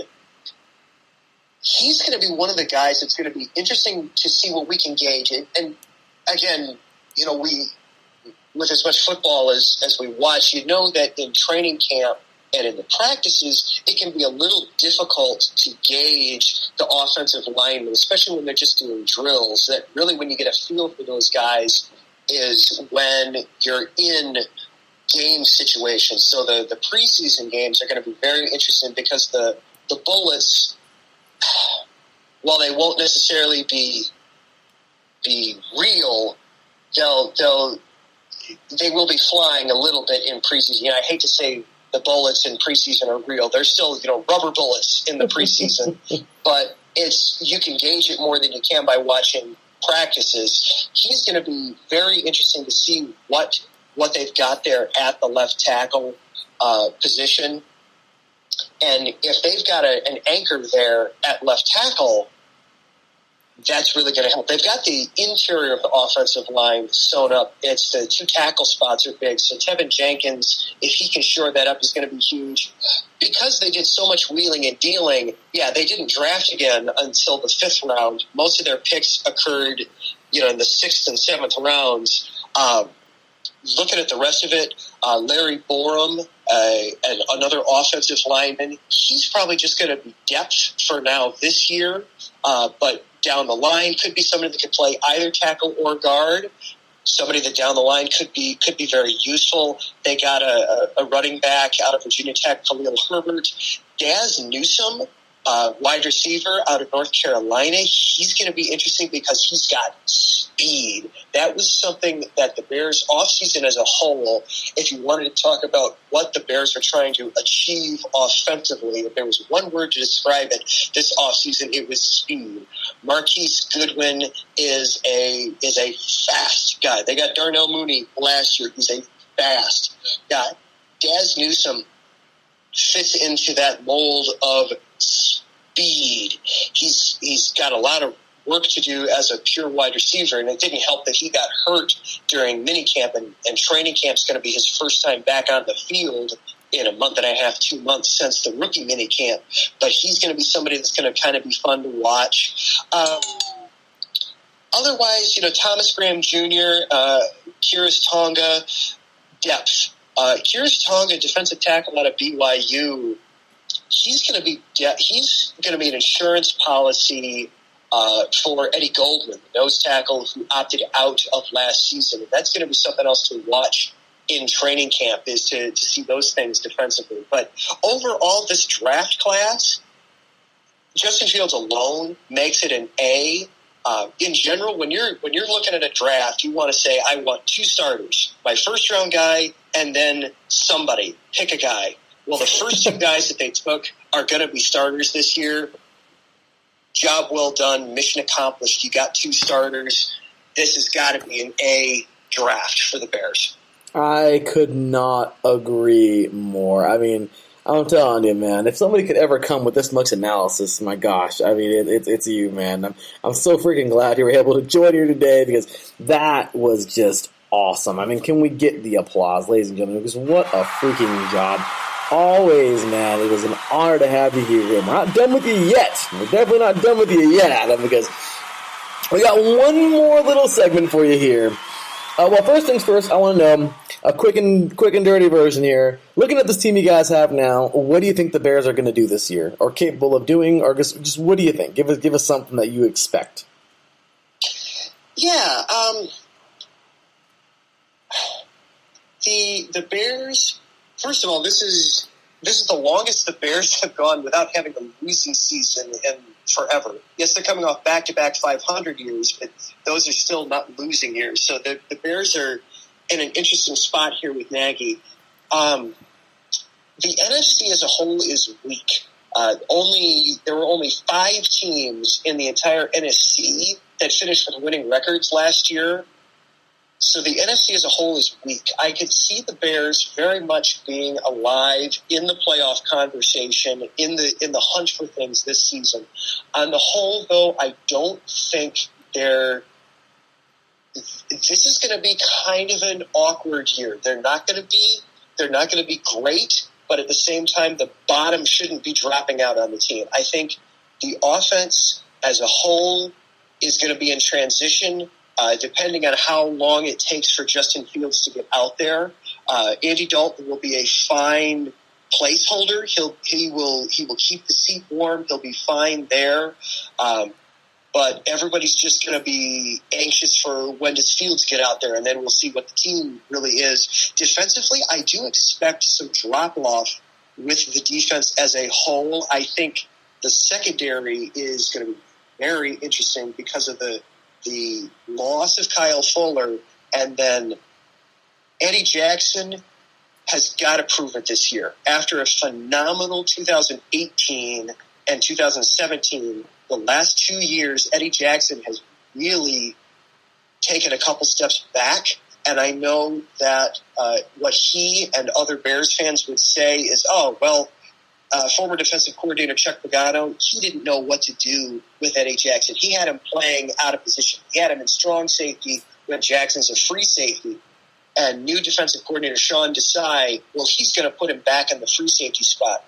Okay, then it's time to show up then. You better produce this year if you're Eddie Jackson. If he doesn't, you got problems. And it clearly wasn't Pagano. So there's a lot of pressure that's going to be on Eddie Jackson.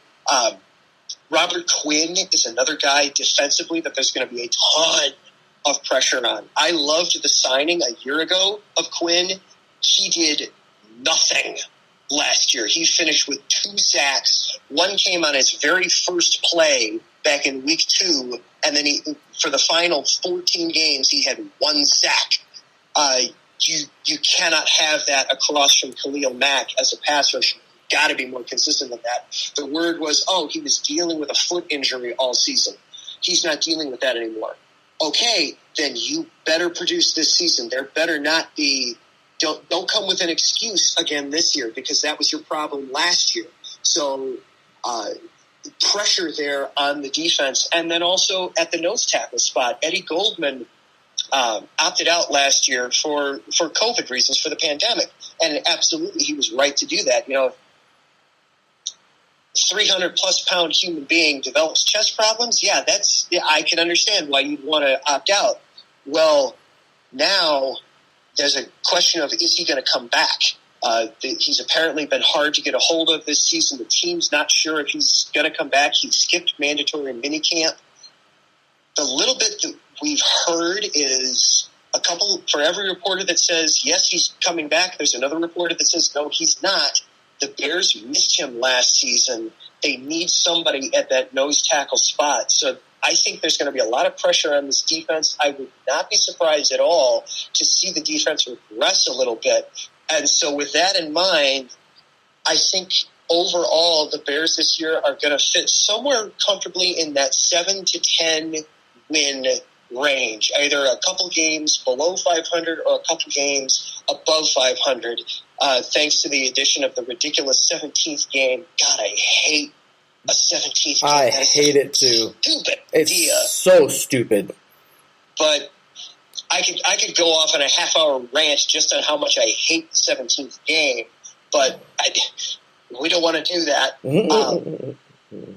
But so they're somewhere they're going to fit comfortably in that 7 to 10 win range, I think, which in this NFC could be enough to 10 wins, I would think, would be enough to get into the playoffs in this NFC.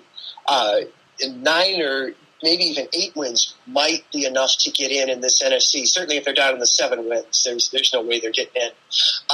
So I could see them kind of getting in through the back door a little bit, kind of like they did last year, but I wouldn't be surprised at all if this is kind of a calm before the storm kind of a year and they miss the playoffs this year. Wouldn't be surprised either way. Yeah, it is. Regardless, man, you guys are a good football team, and you know what, man, I'm excited to see what's to come. So, with that said, we got to get a little bit of a quickness right on out here, but I'm loving it, Adam. Last but not least, I know you're definitely not a fan of the Packers, of the Vikings, or of the Lions. So, this has been fun all week long, and well, Adam, it's your turn to have some fun. You can be respectful, disrespectful, however you want to be. Check it out, brother. This is your time to stick it to them. All right. Well, we will start with inverse order of importance, if you will. The Detroit Lions, as soon as they traded Matthew Stafford, that was the white flag trade for them. The Lions are taking 2021 off officially. If the Lions finish with more than 5 wins this year, they will be shocked, not to mention the rest of the NFL. And I am so glad I heard Gina talk about this the other day on Rep to NorCal Sports, how Kyle Shanahan of the 49ers was trying to make that trade for Matthew Stafford, which inevitably would have meant Jimmy Garoppolo went to Detroit instead of Jared Goff. I am so glad that they went with Jared Goff instead of Jimmy Garoppolo. Jared Goff will struggle in Detroit. The Lions as a team will struggle. They are taking 2021 off. Let's see. We can sit on them for a season, which is nice. The Vikings have become the new Lions in the sense that they constantly figure out a way to do the least amount possible with the most talent on their roster. You look up and down that roster. They've got great defensive players. They've got a wide receiving core that would be the envy of any quarterback in the NFL. And they can't figure out a way how to finish above 500. They just constantly figure out how to keep behind the 8 ball there. Kirk Cousins, man, I know they want to give him one more shot. There's a reason that the Vikings tried to trade up for Justin Fields. And, man, I don't know what they were offering, but the Bears only had to give up one extra first-round pick. You couldn't give up one extra first-round pick to move up and get Justin Fields. Man, it's going to be – the Vikings are going to be sick to their stomach for years to come when Justin Fields winds up on the other side and just lights them up. I am excited for it, to see it. And then the big one. Steven, welcome to the IE Sports family. Love to have you here, man. We got to talk about your general manager. I think I know what the problem is there in Green Bay. They've been spoiled. For the last 32 years, they've had greatness at quarterback. You had Brett Favre. and all you had to do was trade a low draft pick to get him from Atlanta. And then you got to have a Hall of Fame quarterback for all those years. And then he finally gets hurt. But then lo and behold, you just went out and got another Hall of Fame quarterback in Aaron Rodgers. You got complacent. You thought, oh, this is easy. We can just find, any quarterback we draft will just be a Hall of Fame quarterback. And you forgot that no, they don't grow on trees. You do have to placate the future Hall of Fame quarterback. You do need to listen to him and service him and make sure he stays happy, because otherwise he does things like he's doing this offseason, where he wants nothing to do with your organization anymore. I thought the Bears were the ones that figured out how to anger and piss off future Hall of Famers or current stars of the team, a la Allen Robinson, a la Brian Urlacher back in the day. You guys are taking the cake. Aaron Rodgers is somebody that you should be thanking your lucky stars that he's on the team. And instead, you've refused to give him help for, what is this now, 2 drafts in a row? Get the man a wide receiver. You currently have Devontae Adams and 3 bums you pulled out of the Lambeau Field parking lot to play wide receiver for you. Get the man some help or trade him away.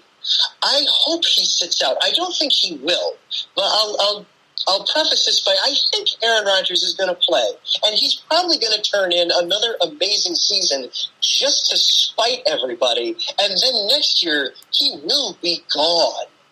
If Aaron Rodgers does sit out this year, though, you're talking about going from back-to-back NFC title games to you will be lucky to win 5 games with Jordan Love this season. I have no idea what is going on up there in Green Bay, but I am all for it. The second best move this offseason for the Bears was drafting Justin Fields. The best was the Green Bay Packers taking off Aaron Rodgers to the point to where he doesn't want to play for the team anymore. My goodness, if anybody has gone in this week, oh my gosh. Where's the thunder? I gotta sound the thunder for that one. Oh my goodness. Wow. I mean, are they falling apart that bad in Green Bay right now? Yes. Oh yeah. You look at this roster. You look at this division, or heck, you could even say this conference as a whole. Aaron Rodgers is the linchpin. If Aaron Rodgers is there in Green Bay, hands down, they're the favorites to win the division. And in this week of a conference, they should be a favorite to make a deep playoff run again.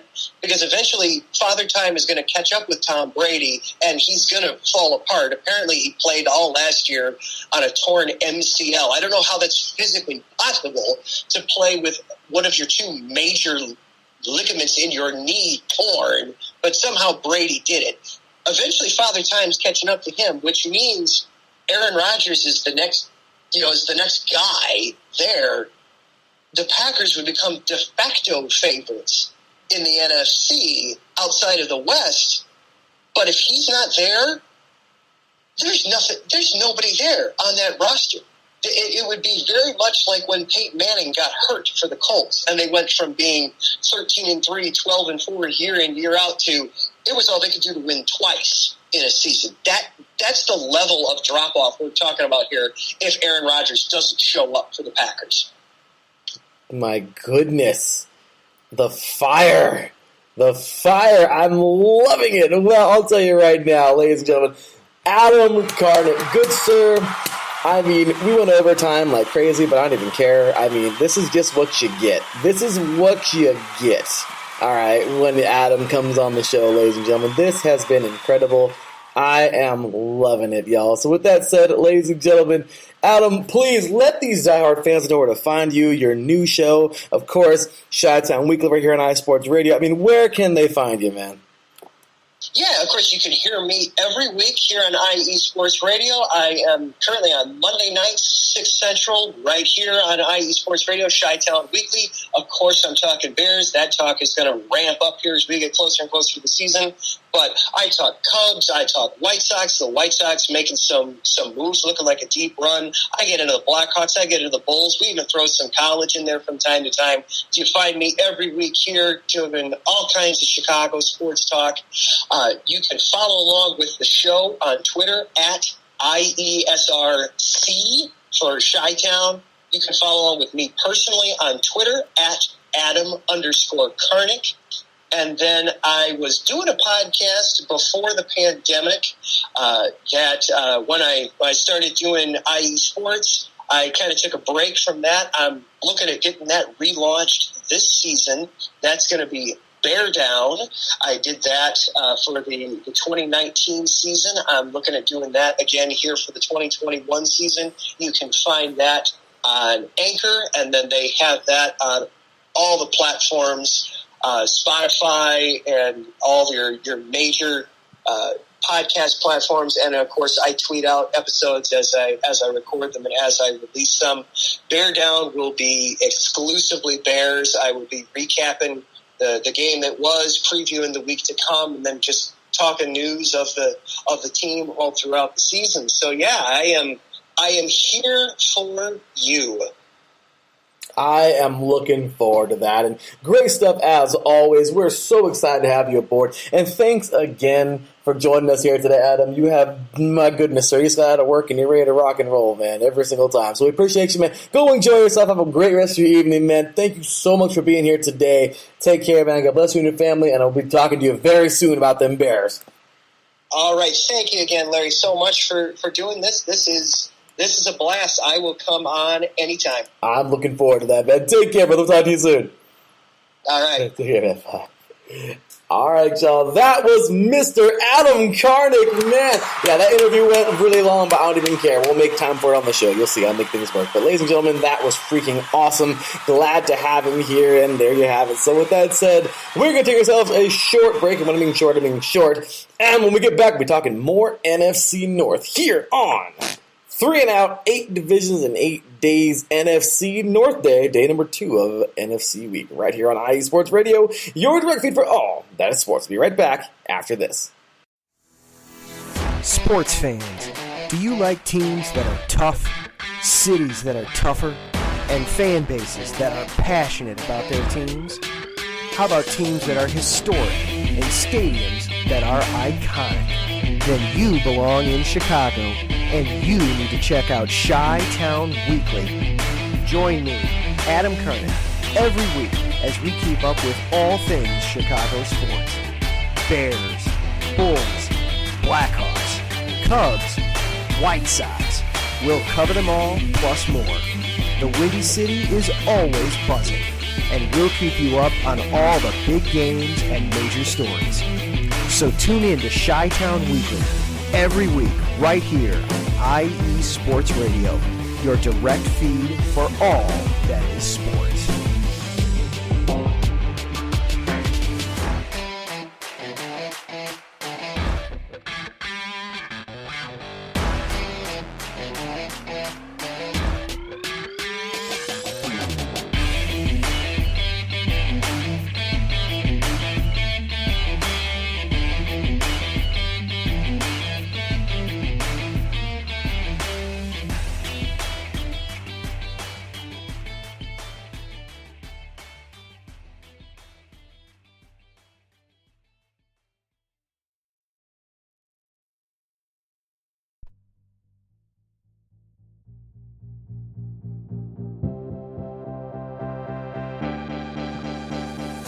Hey guys, it's Blake Henley, better known as H-Town Blake to some of you.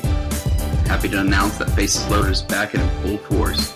We'll be bringing that high heat every Tuesday night here on IE Sports Radio. So come home, get ready, dig into that batter's box, and see if you can chase that high heat, baby. So we'll be coming to you live with with all the stats, all the rundowns, all the division rivalries, and every team that's going to make the playoff push to get to that one and only October and get to the pinnacle of what baseball is, to hoist that Commissioner's Trophy when it's all said and done.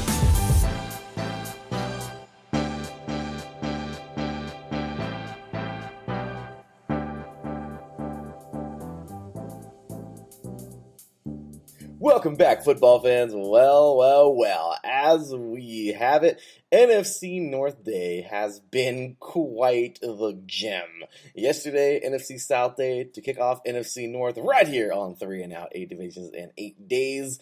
Day number 2, NFC week right here. Yesterday was awesome. Today has been great. I'll tell you what, the stick it to 'em portion of the show earlier with Adam, what you just heard was absolutely awesome. And let's see if Amanda can top it. So with that said, we are here with our third guest of the day. As you know, the show is pre-recorded, or at least these recordings are, or these interviews are.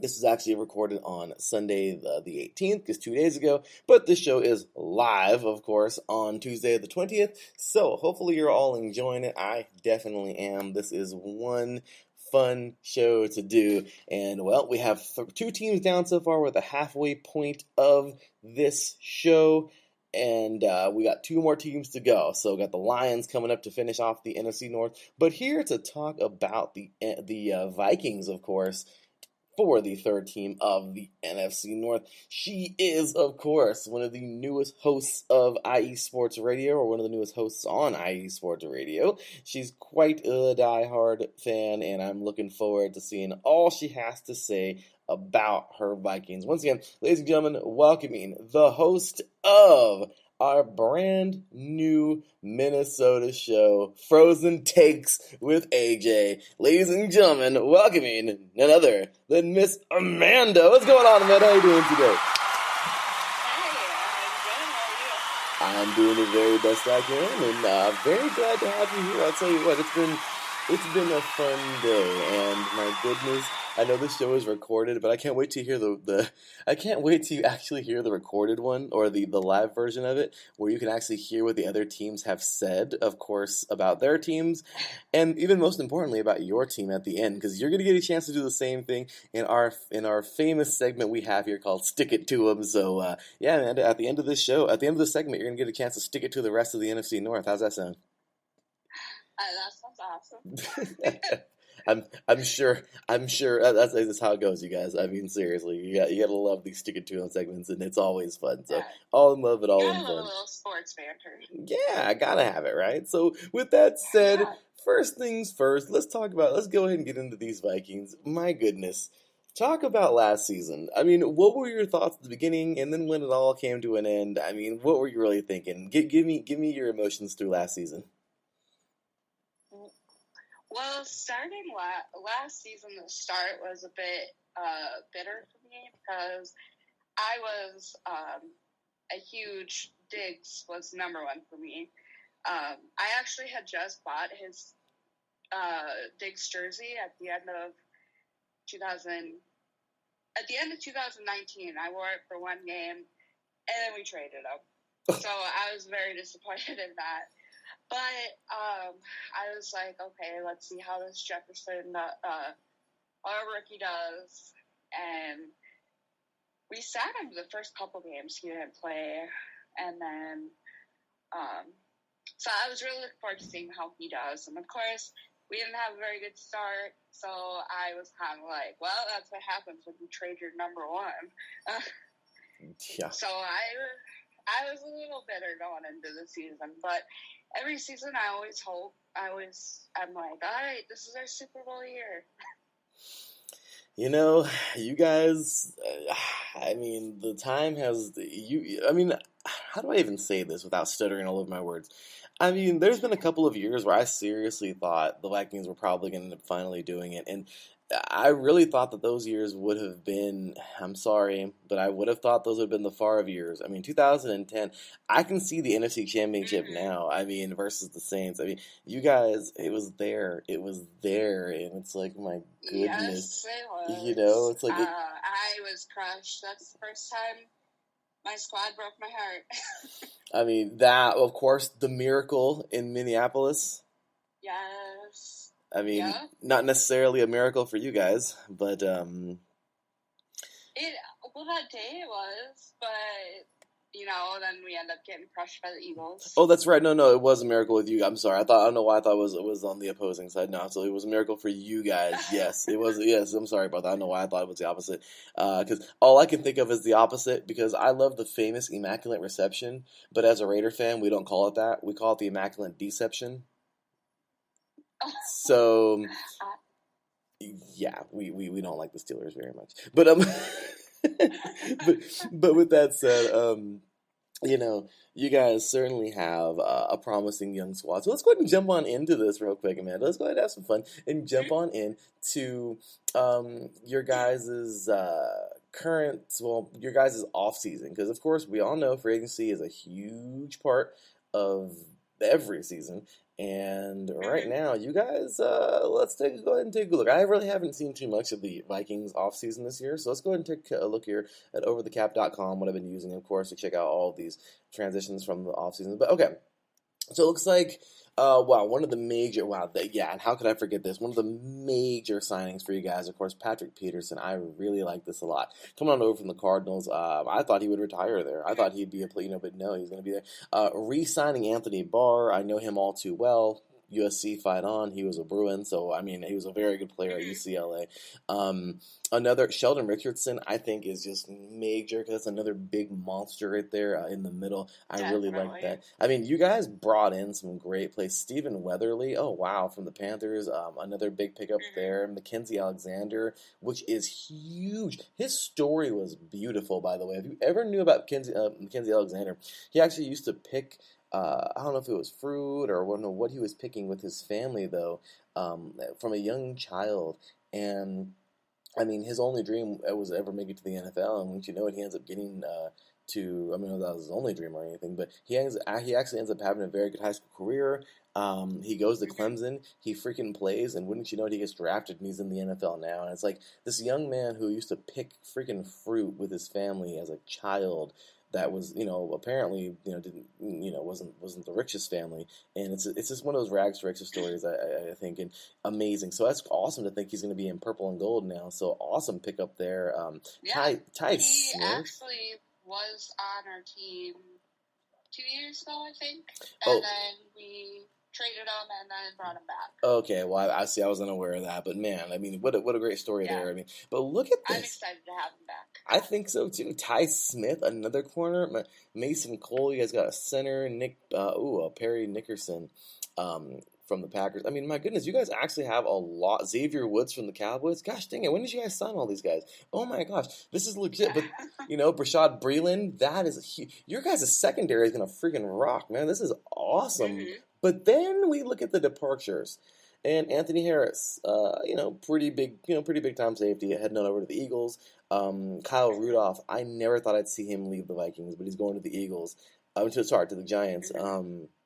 Riley Reif going to the Bengals. That was pretty. That's a big departure. Mike Hughes, your corner, going to the Chiefs. That must have been a trade or something. But, so Chris Jones, corner, Titans.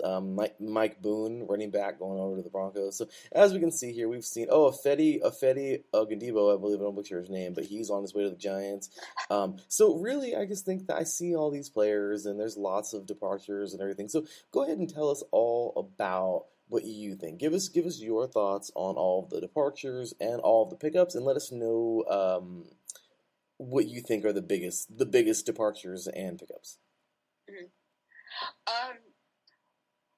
One of the biggest departures, obviously, Anthony Harris. I just wanted to see him go, but I wasn't really surprised. We got a lot of big signings we had to do. And then Kyle Rudolph was one that made me sad. 10 years with our team, and then he has to go.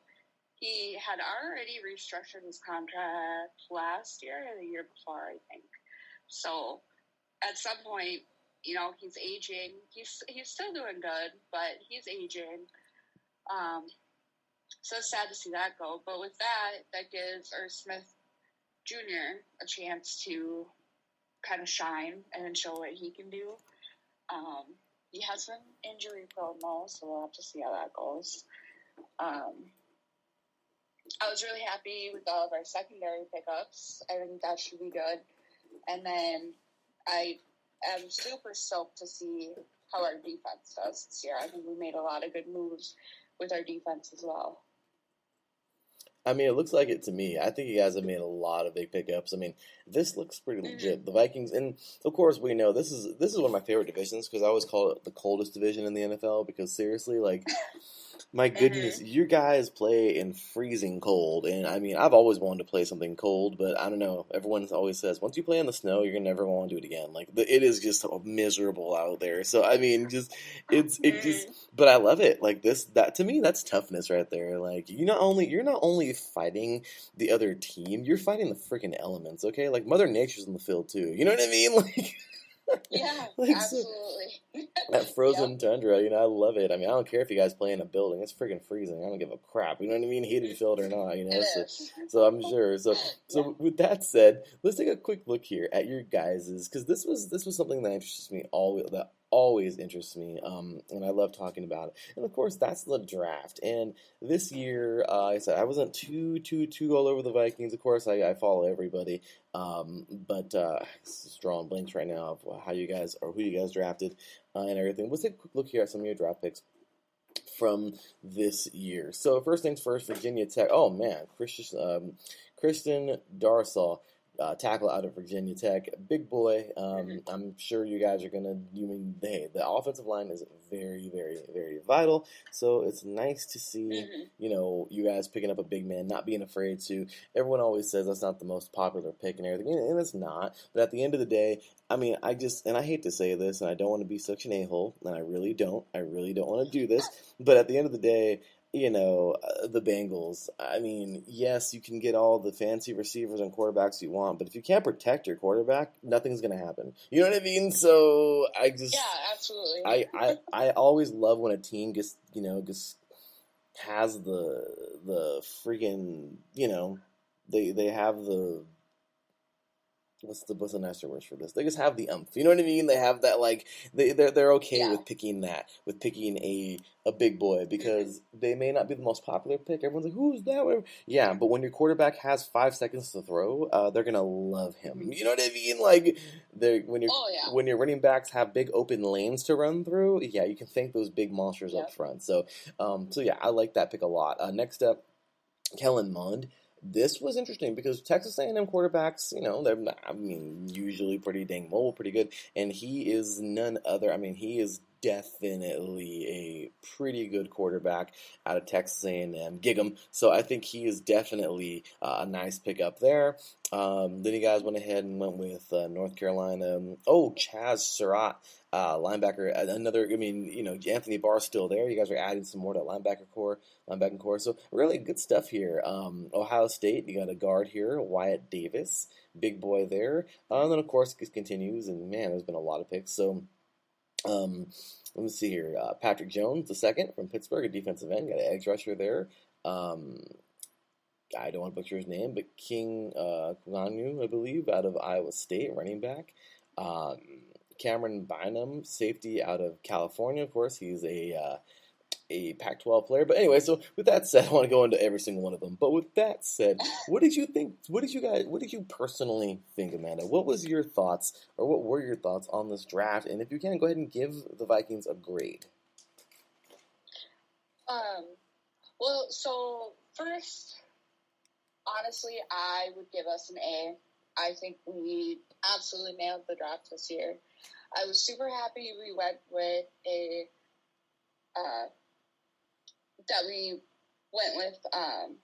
I forgot what Darrisaw, because we definitely needed to address our O-line issues, because like you were saying, we can have the best receivers, a good quarterback, but if he has 5 seconds to throw, that's not going to do any good.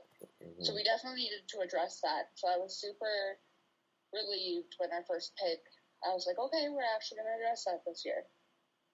And then Kellen Mond, didn't know much about him. I had to kind of look him up a little bit. But he should be good, and it'll be nice to have him kind of work under Kirk for a couple years, and Kirk can kind of, he's a good quarterback to learn from, I guess. So hopefully in the next, once we're done with Kirk, we'll have a good franchise quarterback. That's my hope for Kellen Mond, but we'll see how that goes. But yeah, like I said, I think we did really good. I love that we addressed our line, so we'll have to see how that works out for us. I agree. I think you guys really hit it on the head. You got what you needed, and that's what I like. You got what you needed. You didn't go after these picks that were just like ridiculous. You went after exactly what you needed. It was like going to the grocery store. You're not going to buy another gallon of milk when you have 4 at home. You know what I mean? Like, come on. Right, so exactly. Yeah, and I like to say that this year it is for me. It's all or nothing. It's a prove it year. It's no excuses this year. If we don't have a good season, I think something major has to happen. Well, I can totally see that because, my goodness, look at you guys. Let's take a look at this depth chart here. So, of course, Kirk Cousins, the man out in front right now, and it's really, pretty legit. He's, proven himself to be a starter in the NFL. Dalvin Cook, he's had injuries here and there, but the man can run the ball, and, he's definitely one of the better running backs in the league, in my opinion. Adam Thielen, this guy has proven himself to be a Wes Welker, Edelman kind of player because he's freaking everywhere at one time. I love the way he's such an elusive wide receiver. Then you guys brought in Justin Jefferson last year that I thought was like one of the best. That was one of my favorite picks ever because, my goodness, this guy is so capable of doing so much. I know a couple years ago you guys picked up Treadwell. I know it didn't go so well for you. You guys continue to look for that big time. You can, and even with Diggs. Diggs was that guy, but apparently he's not. Because you guys continue to look for these wide receivers that are like the franchise wide receiver to stay. And I don't know. Thielen has definitely proven himself to be that guy, but I feel like Jefferson is like the second guy to do, to be in that role. So I hope they stay for a long time. But yeah, you have lots of good players here. And I remember, let's see here, if I'm not mistaken, let me take a look here. The offensive line has definitely got some beef on there, and it's really, really good. I remember Garrett Bradbury. I remember when he got drafted out of NC State a couple years back. Still a very, very good player. But then you look at the other side of the ball, and man, Danielle Hunter. A great athlete there. Let's see here. Dalvin Tomlinson, freaking big old monster there on the defensive line. Kendricks, still there. Anthony Barr, still there. Crazy to think that the 2 players out of UCLA they drafted pretty much together, I think, are still there in that linebacker corps, which is pretty awesome.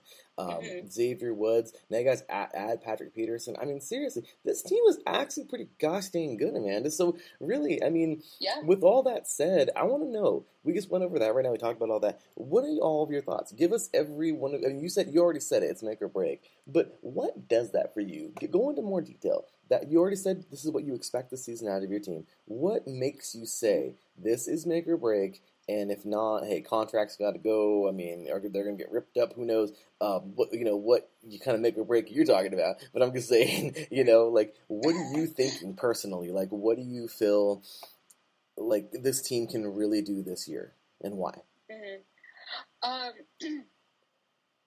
Well, for me, back when we brought Kirk Cousins in, it was, this is the guy we need he's going to bring us to the promised land.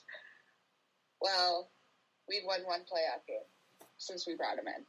And it's not all on him. It's a quarterback in one position.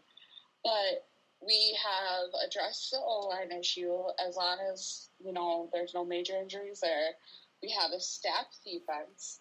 We have the two of the best wide receivers you could ask for. You have, in my opinion, the best running back in the league, Dalvin Cook. So to me, it's like all the pieces are there. And Kirk, he's a good quarterback. He can throw the ball. He's definitely proven himself to be a good quarterback. So I feel like we have all the pieces. And unless some catastrophe happens where we have a ton of injuries, it's kind of like make or break for me, because I feel like we've given Kirk multiple years. We've given Zimmer multiple years. That's just kind of how I feel. It's like we're so close, but we can't figure it out. And so I think if we don't do something this year, we gotta start from scratch. Well, it's fair to say, because you know what, the Vikings, I mean, my goodness, you guys have a good strong team. But really, you know, how you're right. How long can you guys be saying this is it when you guys clearly have good football teams? And you're right, if it's not working, then you got to rebuild. I mean, that's really all it is to it, you know. So I absolutely understand. So yeah. So okay, man. Well, with that said, it has been awesome having you on today's show, and I want to go ahead and get to this final segment of the show that is so much freaking fun, and that, of course, is your chance to stick it to them. So as Steven did with the Packers earlier, and as Adam did, of course, right before you, well, you get your chance to stick it to them. So you can be respectful, you can be disrespectful, whatever you feel like saying about those other three teams in this division. Go ahead and talk about how you think they'll do this year and give them your honest opinion as a Vikings fan. With that said, Amanda, stick it to them. All right, well, first let's start with the Lions, and to me, they're not even really a team. And then, as far as the Packers, I honestly kind of feel bad for them, because their own quarterback doesn't even want to play for them. But, so we'll have to see how it goes there. Honestly, I don't think they're really going to have that great of a year. I'm hoping we can go in and Dalvin can run all over him like we did last year. And as far as the Bears, yeah, I don't think they're really going to be that challenging this year. But that's all I got to say for that. Check you out. Well, definitely got to say thank you so much. And way to stick it to him right there. Definitely looking forward to seeing what your Vikings can do on the field this year, and it has been great. So with that said, thanks again, Amanda. Where can all these diehard Vikings fans find you? My show's at Frozen Takes IE on Twitter, or at Amanda_Skull88 on Twitter. And yeah, that's where they can find me. Well, there you go. So with that said, thanks again, Amanda. You have been great, and really appreciate your time today. And hope you have a wonderful rest of your evening. Take care, and we'll look forward to having you back on the show very soon. All right. Thanks for having me. Anytime. Take care. You too. All right, bye. All right, y'all. That, of course, was Miss Amanda. Make sure to catch her show, y'all. Great stuff, man. Once again, big ups to Miss Amanda. Frozen Takes with AJ every Thursday evening. Great stuff. 8 p.m. Central Time. Always doing a great job. So big ups to her. So with that said, y'all, that is going to do it for this portion here. This segment of this, for this segment, the Viking segment. Next up, we got them Lions coming on up. You are listening to 3 and Out, 8 divisions in 8 days. NFC Week, day number 2, NFC North. We will be right back after this.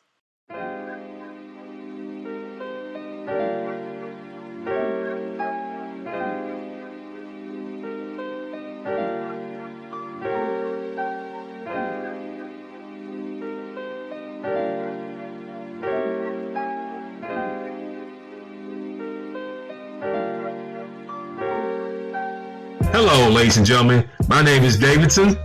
It's your boy, Dentarius Locke. And we are the hosts of Fast Break here on IE Sports Radio, where we discuss everything in the world of basketball from prep to the pros. You guys should definitely check us out, man. Sunday, 8 p.m. Eastern, 5 p.m. Pacific. We got all the basketball information you guys need, so we look forward to you guys listening in. And please do, because we are the best basketball show on this side of the Mississippi. And please do check us out on Twitter at FastBreakISR. D-Lock, where's our time again? 8 p.m. Eastern, 5 p.m. Pacific. That gives you guys plenty of time on a Sunday. Tune in.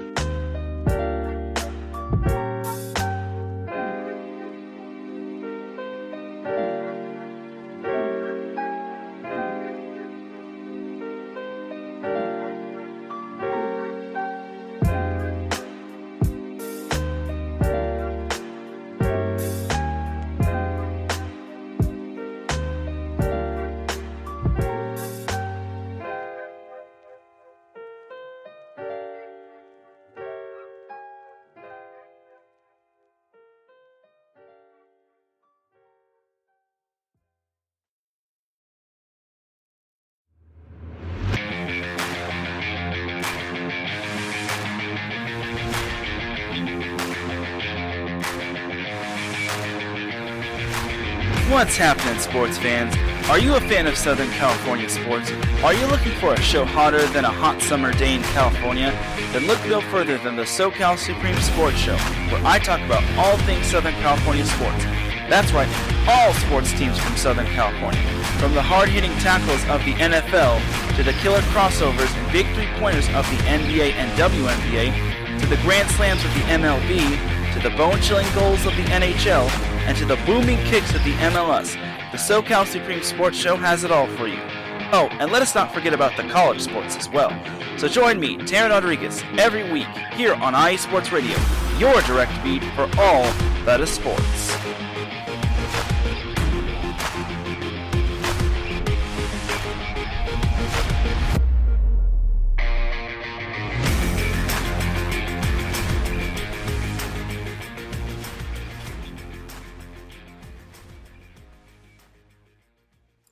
Welcome back, football fans. Well, we are now to the conclusion of NFC East Day. It has been a fun one. My goodness, so much work to get everybody here. But here we are.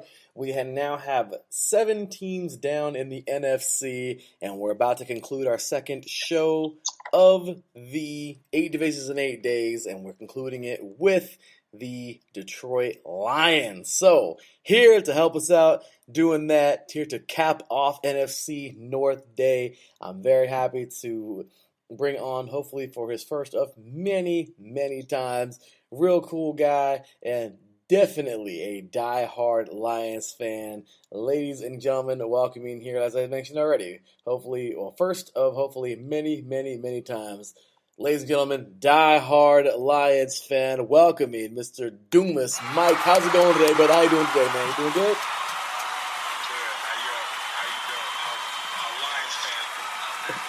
Hey, man, I'm sure I'm doing great. I know them Lions fans out there definitely excited to hear from me, man, because these Lions, it's been quite the ride, and I'm really excited to talk to you, man, because there's just so much with these Lions. So much to get into, man. So we're going to do exactly that. So first things first, talk to us, man. Talk to us today, Mike. Tell us all about your thoughts, everything from last season. All right, well, if anybody know me, I was a believer in the Patricia era. Yes. When it started, I think most of the fans were. I mean, it was the popular selection going into the season, and for what it's worth, I felt like this team for a long time had no discipline, and that's what I felt like the team needed at the time. And as once Matt Patricia got hired, I was with it 100%. The die hard, make the team work hard, fast or whatever. But as stories started coming out in camp and OTAs, specifically things like the Darius Slay situation. Mm-hmm. I think early in that era, he lost the locker room and never got it back. And the fans didn't really know how bad it was. And the team couldn't tell anybody how bad it was because, they had to, play for him. So, for what it's worth, I think that the whole Patricia era, the day it started, it ended that day because he didn't have the respect of the Lions locker room from the beginning. But right now, after the firing, which Sheila Ford-Hamp did early, if everybody can remember the famous hand palm she did, face palm she did. So from that day, I knew it was kind of the end, and I wanted it to end, and I'm sure 100% of Detroit wanted it to end because it wasn't working. So coming in to this season, I really, really, really, really, really feel like Sheila Ford-Hamp personally took this personal, not just wanting the team to win, but trying to fix the name of the Ford family. Because as of right now, everyone feels like the Fords just were about making money. And if you can't deny it on the outside, because, winning really wasn't, you know what I'm saying, up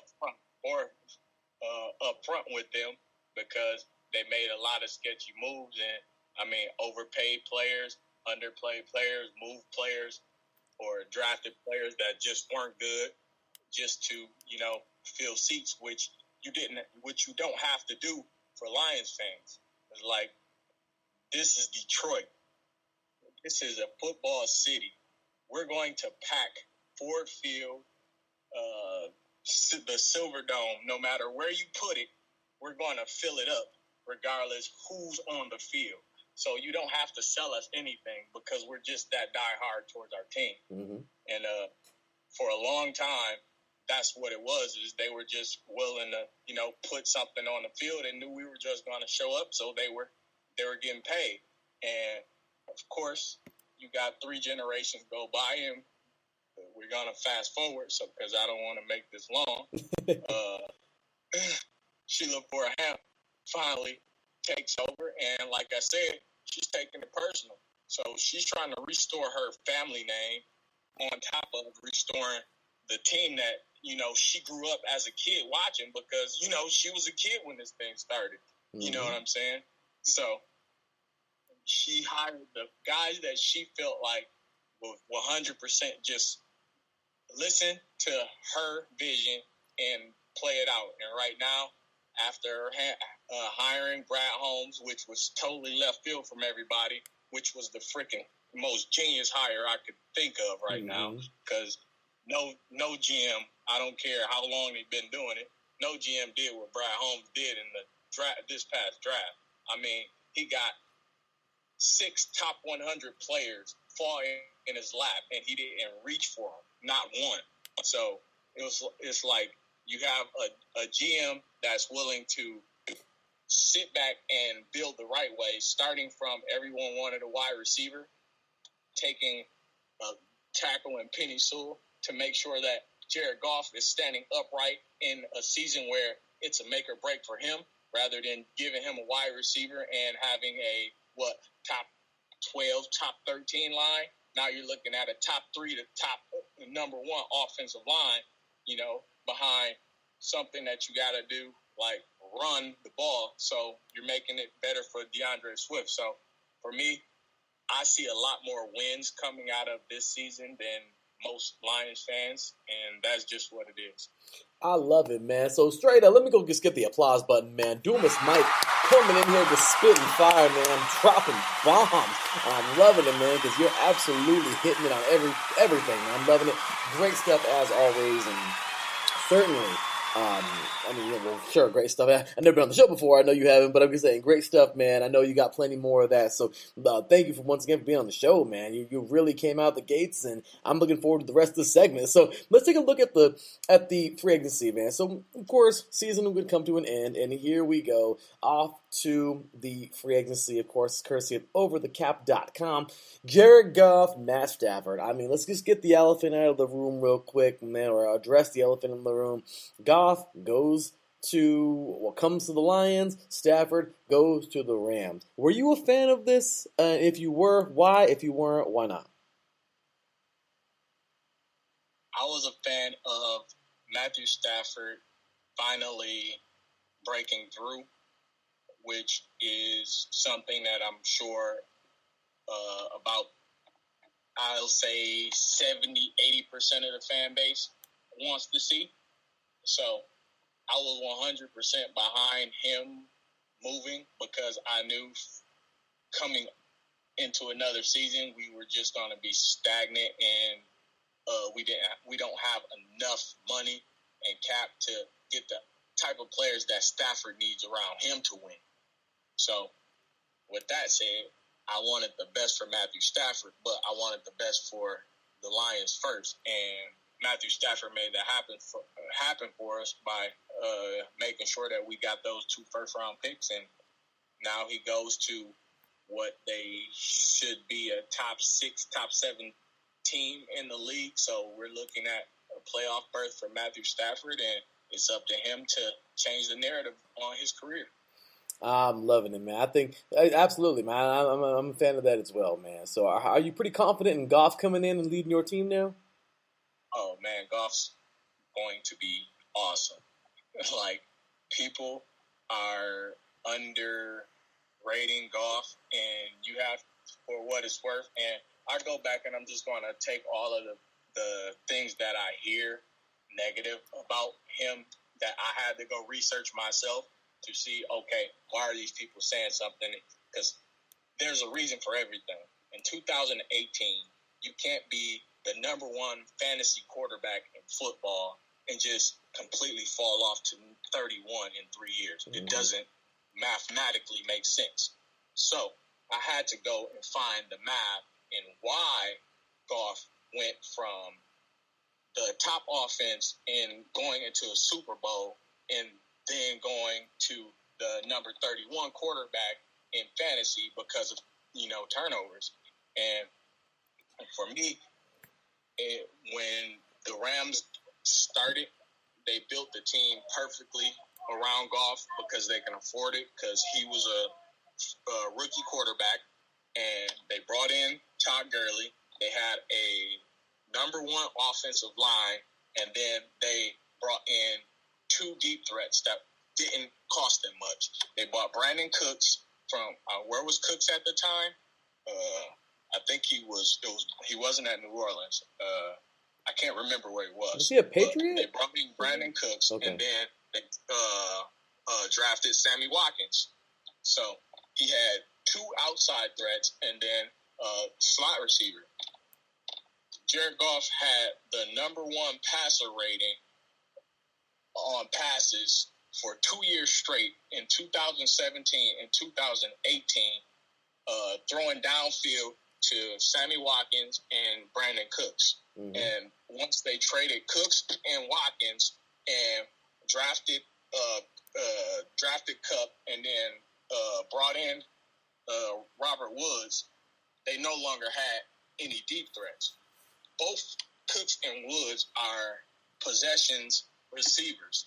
Their average receiving yards are 12.4 yards per carry. Both of them have the exact same receiving numbers. So none of them can average 15 yards. At least 15 yards down the field, everything's within 10 to 12 yards downfield with them.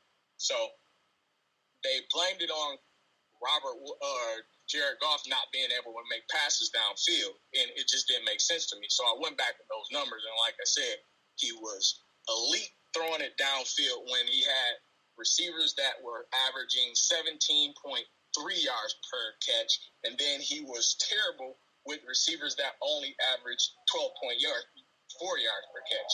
So those go into the numbers that I watch Brad Holmes build the receivers around Goff that he brought in now with Perriman, Williams, and we already had Quintez Cephas. You have Williams at 16.4. You have Perriman at 16.8, and then we have Cephas at 17.5. So this year we're going to find out whether or not the narrative is, can Jared Goff push the ball downfield? And if that's the case, you have a playoff team. Absolutely, man. There's a lot. I'm telling you, I love it, man. Great analysis, and absolutely. So we take a look at some of these departures and some of these acquisitions, man. Tyrell Williams come from my team. I'm a Raider fan, so he's coming on over to the Lions. Desmond Trufant actually going from the Lions to the Bears.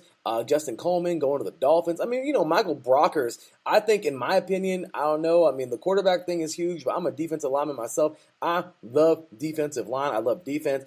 Bringing in Michael Brockers, I think, is one of the biggest guys saying things. Perriman, Brashad Perriman from the Jets on over to the Lions. I'm going to say there was a lot of key pickups and then some drops, man. Danny Shelton, losing him, I think was pretty rough to the Giants. I mean, just some big stuff here, man. So I'm not going to name everybody. Kerryon Johnson, in my opinion, as well, going to the Eagles was a big one. So you guys lost some great players, and then you gained some players like Alex Anzalone was huge, but then Reggie Ragland will go from the Lions to the Giants. So like I said, man, it's crazy because it's like a double-edged sword. You guys lost some great, and then you guys gained some great. And there was a lot of acquisitions this year. So let's go ahead, man. Get into the ones that you feel are absolutely great. The departures and the pickups, and then, of course, the toughest departures, man. What do you think? Yeah, see, so for me, like I said, I'm more of the optimist when it comes to in that situation, especially with the wide receiver core, knowing what they are going to be able to do with Jared Goff. Most of them, for me, are parallels besides maybe Kenny Galladay, but even for me, losing Kenny Galladay wasn't a loss because he didn't play for 16, he didn't play the season last year. Right. So he played 3 games. So we didn't have him. Marvin Jones was our number 1 receiver. Quintez Cephas was our number 2 receiver. So in that regard, when everyone says we lost something, we didn't have it last year. So, I mean, there was really no downgrade at the receiver position to me. All of those positions were parallel. I'm going to say Williams to Marvin Jones was a parallel. Then I'll say Quintez Cephas and Brashad Perriman. They're on the same team, but you're going to have a parallel. You know what I'm saying?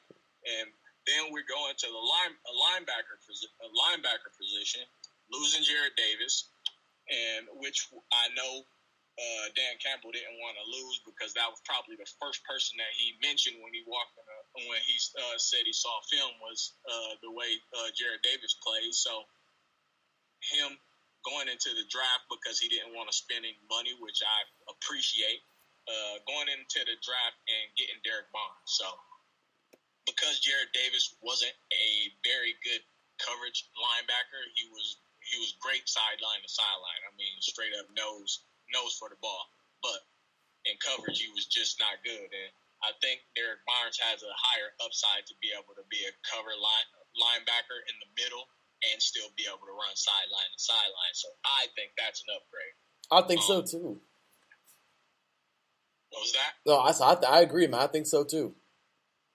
So even though he's young, but like I said, you got DeLone, our linebackers coach from Chicago. Look what he did with the Chicago linebacking core. I mean, of course, Roquan Smith was a high draft pick, but the rest of those guys became elite once they got with DeLone. So I feel like him being able to teach guys, especially someone like everyone's sleeping on Jelani Tavai. And for me, it's like you get a guy that went up to 269 pounds because his coach asked him to. And then a new regime comes in and say, listen, we believe in you. We've seen that you can do it on film before you gain the weight. If you get down and to his weight. We're going to simplify this defense, and we have a place here for you.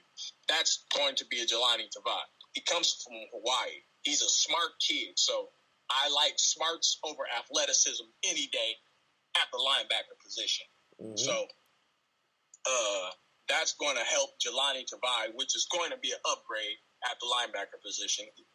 It's going to be a question mark for most people, but like I said, we've seen Jelani Tavai play good his first year. Mm-hmm. So it's not out of the realm that he can't play good, especially with a coaching staff that's going to be able to get him better.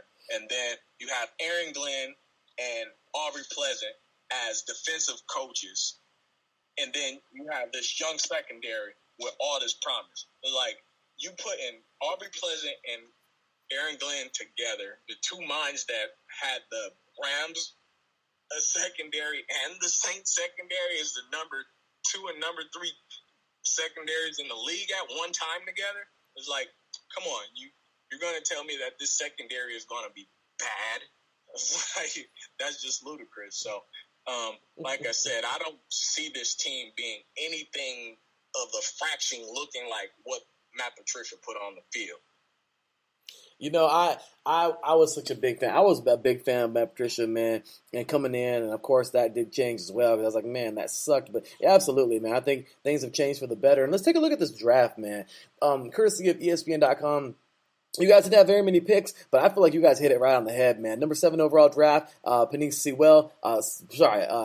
Sewell, man, tackle out of Oregon. This dude's a freaking monster. I'm a Pac-12 guy. I'm down here in Southern California, and I know a thing or two about this team. Amazing player there. Also, Levi Onwuzurike, I don't want to butcher his name either, but defensive tackle out of Washington, a big monster there. You guys go Aleem McNeil, another big guy, man, defensive tackle out of NC State. Then Milafunu, I don't want to butcher his name either, but Milafunu, corner out of Syracuse, another a very good corner, I believe, out of Syracuse. Amon-Ra St. Brown. I am an SC fan through and through. I've seen what this young man can do. He went to the 4th round. I don't even understand how he fell to the 4th round, but you guys got a steal. I am so excited to see him play. Derek Barnes, as you mentioned. Oh, yeah, man. Derek Barnes from a linebacker out of Purdue, and then Jamar Jefferson, running back out of Oregon State. What do you think, man? Did you guys, how do you feel you guys did, man? Go ahead and give him a grade. Like I said, especially because they did so good on their pickups for the in the undrafted free agent market, I had to give them a solid A. Mm-hmm. I couldn't say A plus because I mean we still have to see what they do. So I don't give out the A pluses until they produce. Because I mean, if we had 7 picks, if he hits on 4. That's an A plus for me. So you got to hit on over 50% of your picks in my book to give you an A plus on your draft. So that's the detail. But right now, I give it a solid A.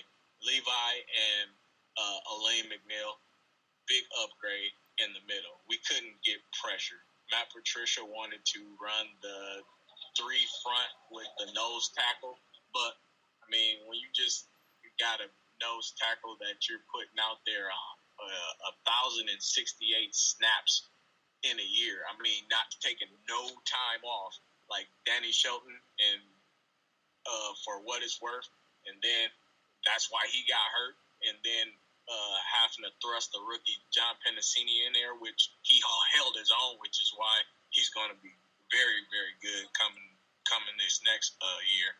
But yeah, the best thing was putting those big guys in the middle because we couldn't get any interior pressure. I mean, you once you talk about, look, Trey Flowers got 10 sacks. Romeo got 10 sacks with no interior pressure at all. Now imagine how much more damage he's gonna get when those 3 guys are flushing quarterbacks out of the pocket. Just think about that. He got 10 sacks with no interior pressure. Now you have Trey Flowers, Romeo Okwara, Julian Okwara, Austin Bryant. So many guys that you're going to be flexing to those outside linebacker spots. Just with all of those guys that can get interior pressure, the defense is going to look completely different this year. They are, man. And I'm loving it. Oh, my bad. Go ahead. Oh, you good. You good. The defense is going to be completely different this year. But, I mean, like I said, most people have the image of the Matt Patricia defense stuck in their head and not trying to see what Dan Campbell and Dom Capers. Let's think about this. We're in a Dom Capers defense now. Yeah. It's like, this isn't the Matt Patricia 3-4. This is the Dom Capers 3-4. And you know what I'm saying? Big difference. Like, you know what type of pressure Dom Capers brings? So that's how we should be thinking. Not about what New England's been doing for the past, 15 years. Exactly, man. That Dom Capers is a damn genius. So, I mean, I'm a defensive guy. He's a defensive mind. Great. One of the best defensive coaches I think to ever live. I'm loving it, man. So let's take a quick look at this, about this depth chart, man, courtesy of ESPN.com, man. So current starters, in roles right now, at least what they got looking. Jared Goff, DeAndre Swift, of course, starting. We got those receivers, Williams, Perriman, and Cephas. Good stuff right there. Hawkinson, the young man out of Iowa, still looking great, man. I'm still a couple years into the league. He's doing great. Let's see here. Kabinda, I believe, or Kabinda, your fullback. Then you got those big five boys, those big five monsters up front, man. I'll tell you right now, Sewell is definitely going to fit right in. I remember Ragnow when he got drafted. Taylor Decker, get some big-time players there. Also, Vaitai, I believe I'll butcher his name, and then Jonah Jackson. In that defense, man, Michael Brockers playing end. I like that. Piscini will be at nose, and also, man, Levi, man, putting him at end, man. That is awesome. Onwuzurike, I believe is what I butcher his name. But then these four, man, amazing. All right, Okora, Tavai, as you said earlier, Collins, Trey Flowers is now in this lineup, and then that secondary, man. I don't know butcher his name either. Amani, I'm just gonna call him Amani. Harris, Walker, and Jeff Okuda. I mean, my gosh, man, this team has. I mean, there's all kinds of good. It's like. It's like it's all type of good there. You just seen it so bad that you can't imagine it being good right now. You see what I'm saying? Exactly. You seen how bad it can be, so it's hard to imagine it being good. But you see all the pieces are there. It just has to be coached well, and that's what we're waiting for. Agreed. I completely agree, and that's what we're looking for. So, with that said, man, tell us a little bit about what you feel. I mean, you've been saying it through and through the whole podcast, man. But I just want to know what guys you think are going to step up and fill certain roles, and what do you think? What do you personally think this team is really going to do this season? Personally, I'm going to look at the way Dan Campbell built the team. And like he said, he's just going to trust his coaches to just do their job and just manage from there. So with that being said, we're going to look at the Chargers offense because Anthony Lynn is in charge of that. So what did the Chargers offense look like? You had Melvin Gordon and you had Austin Eckler. Both were able to thrive at the same time, right? So you got Williams and you got Swift. You're going to use Williams for more of the between the tackles, change of pace back like you had with Gordon. And then you're going to get Swift out in space, which you can still do with Williams because he's a fantastic receiver out of the backfield. But you're going to more than likely do it more with Swift, keep him on the outside, and you can play both of those guys on the field at the same time because they both can catch. So you're going to see one of those offenses where it's going to be around – everything's going to evolve around the tight end and the running backs, and then the wide receivers are going to get open just off of play action.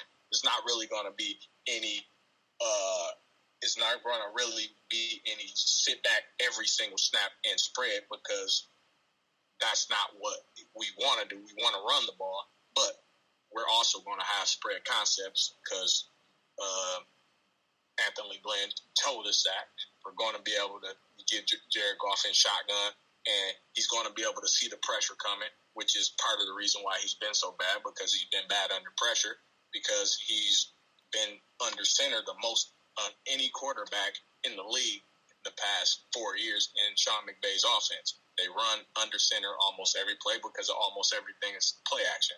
So we're going to get Jared Goff back into shotgun, let him see the field, and then pick the defense apart that way rather than having them bootleg every single play. And the pressure look dead in his face when he turns around, and either he throws a interception or fumbles the ball, which is where his turnovers come from. Well, so I just think a more tempo offense, having the running backs really take the pressure off of Jared Goff, and then Jared Goff catch you with about 20 to 25 passes downfield to wide open receivers, because the running game is really running game and the offensive line is really taking the pressure off of the receiving game, because we don't have a receiver that we're going to throw the ball to 15 times a game. Man, I can't wait to have you back on the show, man. You got so much analysis. I'm loving it, man. Can't wait to have you in a primetime face-off coming up, taking on another fan in primetime, man. It's going to be a lot of fun. But with that said, man, thank you so much for being on the show today, man. We've got one more segment. This is going to be fun, man. Like, this is always a segment I love to do. We do it for the last couple of years. I like to call it Stick It To 'Em, because, you know, there's 3 other teams in your division that you're not the fondest of. I love the NFC North. I always call it the coldest division in the NFL, because it certainly is, but man, this division is awesome. We got the Vikings, Packers, and of course the Bears. They've been saying a little bit of nasty things about your team, earlier through this show. So you can go ahead and say whichever you will as well. You can go ahead and talk about how you think those teams are going to do this season. You could be respectful and nice, or you can be mean and nasty, and however you want to do it. And then, of course, talk about how you feel about those teams in particular. With that said, Mr. Dumas Mike, stick it to him. Listen, I'm going to start at the top, because you got to respect the top, but I have no respect for the top. We're going to start at Green Bay. I mean, for what it's worth, you got to get your stuff together, because you got to figure out whether or not Aaron Rodgers really want to throw the ball for y'all. But with that being said, we haven't beat y'all in a while, so we got Jared Goff and this ain't Matthew Stafford Lions coming toward you. You're going to have a problem on your hands. Next, we got the Bears. I like Bears fans because they got mad confidence, but sorry, the right pick was the pick we took, and that was offensive tackle Penei Sewell. Justin Fields, I pray for him because I don't believe in Matt Nagy. I like Justin Fields. I just don't believe in Matt Nagy. So y'all gonna have to prove it to me. And the Vikings, what can I say about the Vikings? I love purple, so I don't hate on the Vikings much. But all I gotta say is we sweeping y'all. With that said, that's all I got. Man, I love it. Hey, man, Dumas Mike, man, I appreciate you so much for being on today's show, man. That was awesome. Thank you so much. Big ups to Mike, of course, the other Mike, Mike Archambault. I don't know butcher his name, but he's a great guy, man. Mike Archambault. Mike is the man, dude. Mike has been on this show before. Mike referred Dumas Mike to me, and Mike he's a great guy, man. He really loves his Lions. He knows what he's talking about, and well, Dumas Mike, I mean, he has introduced you, of course, to me. He has introduced me to some great guys, man, in the past, some great Lions fans, and well, you're definitely one of them, man. I'm definitely looking forward to having you on more shows, and just thank you so much for being here, man. So with that said, go ahead and let everybody know, man, where they can find you. Where can everybody find you on Twitter or any blogs, anything you do, man? Where can anybody find? Where can all these diehard Lions fans, One Pride, find you, man? I'm working on a YouTube channel. I'll get that up, but you can find me on Twitter all the time, all day, every day. Just look me up. Like I said, I go by the tag @Dumas Mike, DUMAS Mike, @Dumas Mike. You can find me on Twitter. Like I said, you'll see the Brad Holmes picture. There I am, and so you have it. I'll be looking forward to new followers, and also follow back. So hit me up. There we go. Hey, Dumas Mike, appreciate you for being on the show today, man. Have a wonderful rest of your week, man. Take care. God bless you and your family, and we'll talk to you soon, man. Same to you. God bless. Thank you, man. God bless. Take care. Yep, one problem. All day. Ladies and gentlemen, amazing stuff there, man. Dumas Mike. That was awesome. With that said, that is going to do it for this edition of 3 and Out, 8 divisions in 8 days. When we get back, you already know I got my final weigh-in, telling you what I think is going to go down in this division this year, who I think is taking it, why, maybe, well, of course, final record predictions and all that good stuff. So with that said, well, and of course, just, it's an estimate. I'm not going to give you exact numbers because it won't match up if I give everybody's numbers and say they could go from, I don't know, 8, 7, and 10, I guess, or 7 and 9 to 9 and I don't know. Damn, this extra game got me all mixed up, man. This darn extra game. But with that said, you guys, I look forward to bringing you my final deliverance on the NFC North coming right up after this. You're listening to 3 and Out, 8 divisions in 8 days. NFC week, NFC North day right here. It says day number 2 right here on IE Sports Radio, your direct feed for all that is sports. We'll be right back after this.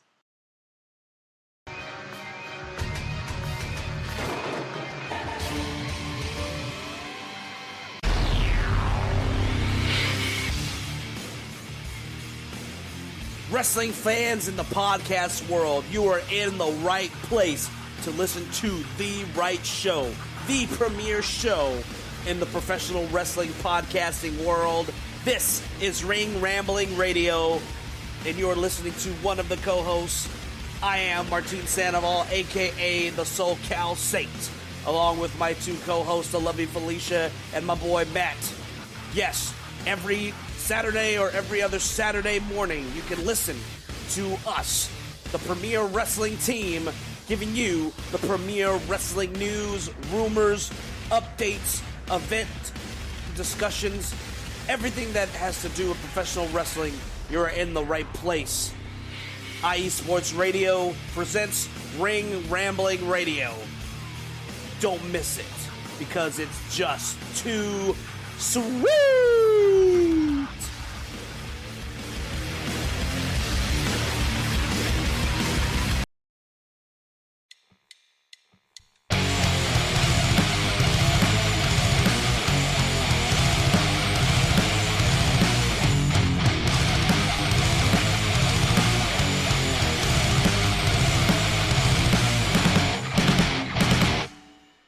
College football, and do you want to hear a college football show dedicated to all that is college football, including junior college in the CCAA and in the NJCAA, the NAIA, and the NCAA, including Division III, Division II, Division I AA in the FCS, and Division I Single A in the FBS? Well, then look no further. Join myself, Larry B., and my colleagues, Mr. H-Town Blake Henley, and Mr. Christian Espinoza, each week during the college football season for the latest in college football on 3 and Out College Edition, right here on IE Sports Radio, your direct feed for all that is sports.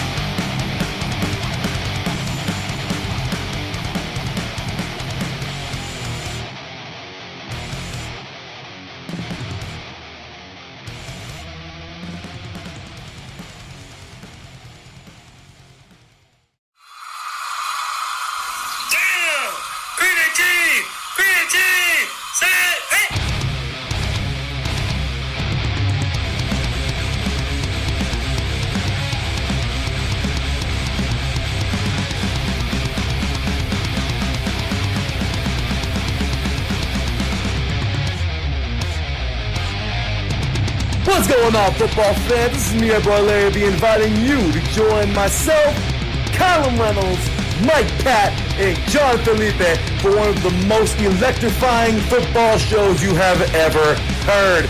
3 and Out, right here at IE Sports Radio.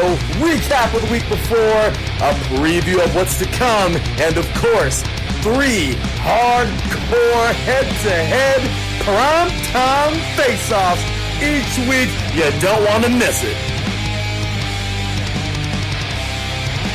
Ah, yes. The primetime face-off.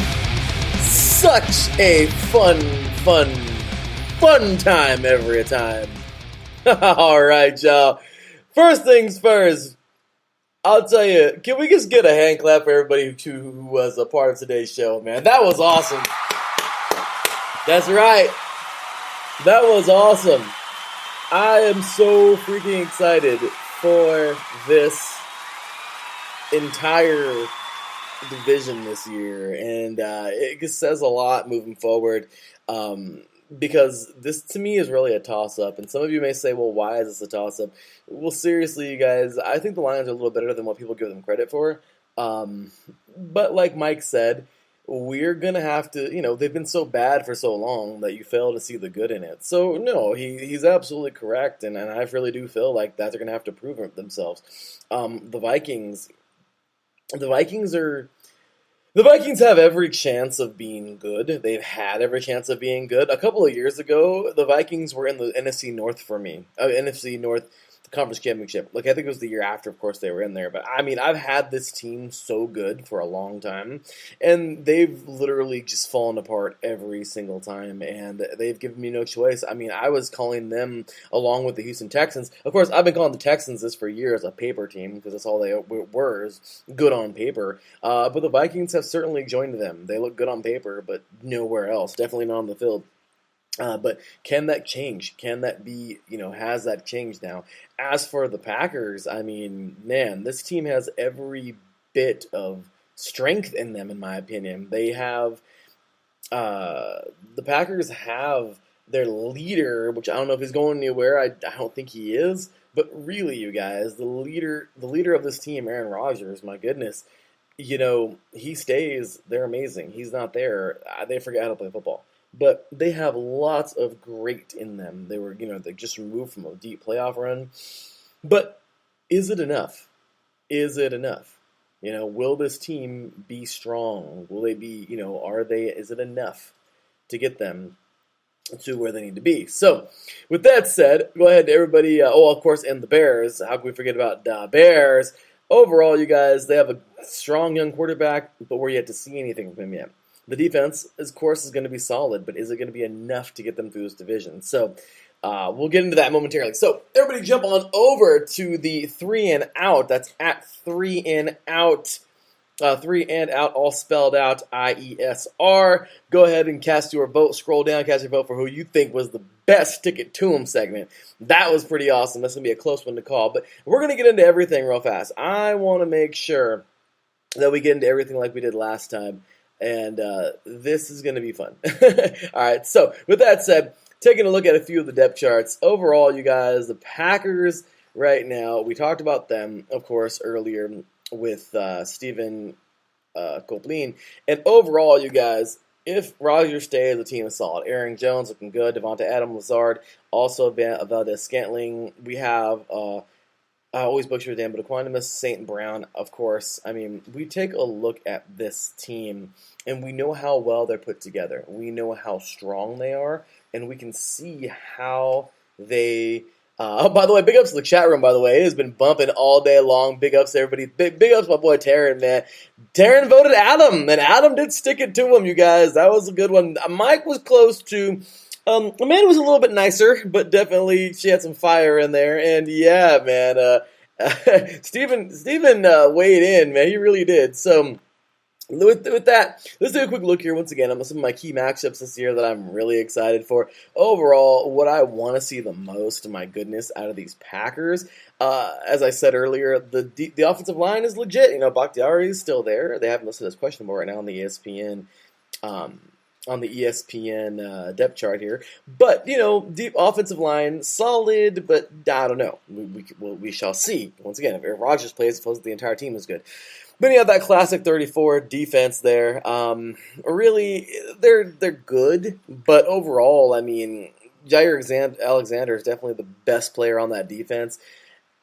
Are they bad? No, but I definitely think that there's room to improve. Plenty on that defense of the Packers. I'm just going to say it.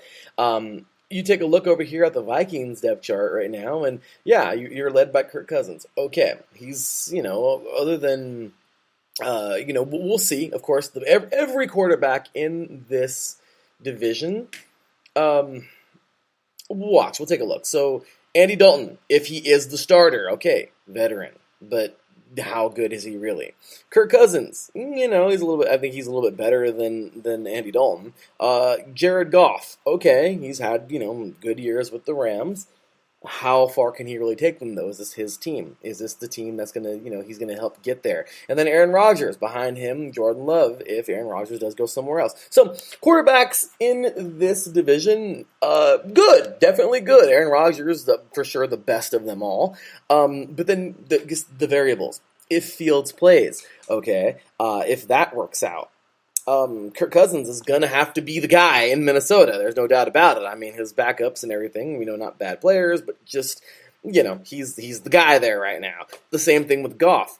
Yeah, they're going to need him to be the guy there. There's no room for error. For instance, Jordan Love, I feel like he can definitely come out and be something a lot like how Fields can do the same exact thing right now behind Dalton. But as for both the Lions and for the Vikings, yeah, you kind of need your main dude to stay healthy. So overall, quarterbacks, okay. Defensively, where were we at? So defensively, we're looking at the Lions, and gosh dang it, man, I like this defense. I hate to say this, I don't want to be too crazy, but I like this defense a little bit better than I like the Packers defense. Michael Brockers is a big reason, okay? Very, very, very good defensive lineman. They're throwing him at end, it looks like here, playing on the end for Michael Brockers. That is incredible. Okuda. Yeah, the guy is a pretty solid corner. You have somebody like Jamie Collins, yeah, Anzalone. Don't forget he came from the Saints, and you also have Tavai. So a lot of what Mike was saying is absolutely true. This defense is actually pretty good. It's just they get overlooked a lot. To me, I feel like this defense and the Packers defense are solid-ish together, but I would actually take the Lions defense right now a little bit over the Packers. And I know you guys are probably calling me crazy, but I do feel that this is a pretty solid defense. Offensively, they have to get it in gear. The offensive line, well, we all seen Penei Sewell get picked up. Yeah, he's going to have to do some work over there because the rest of that offensive line, they're going to need some help. Hawkinson, we know he's a freaking beast.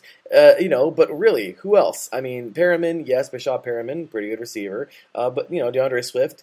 Overall, this receiving core needs to get better. They did a good thing by picking up Amon-Ra St. Brown. Of course, an SC fan over here, and I saw Taryn mention him a little bit ago in the chat room.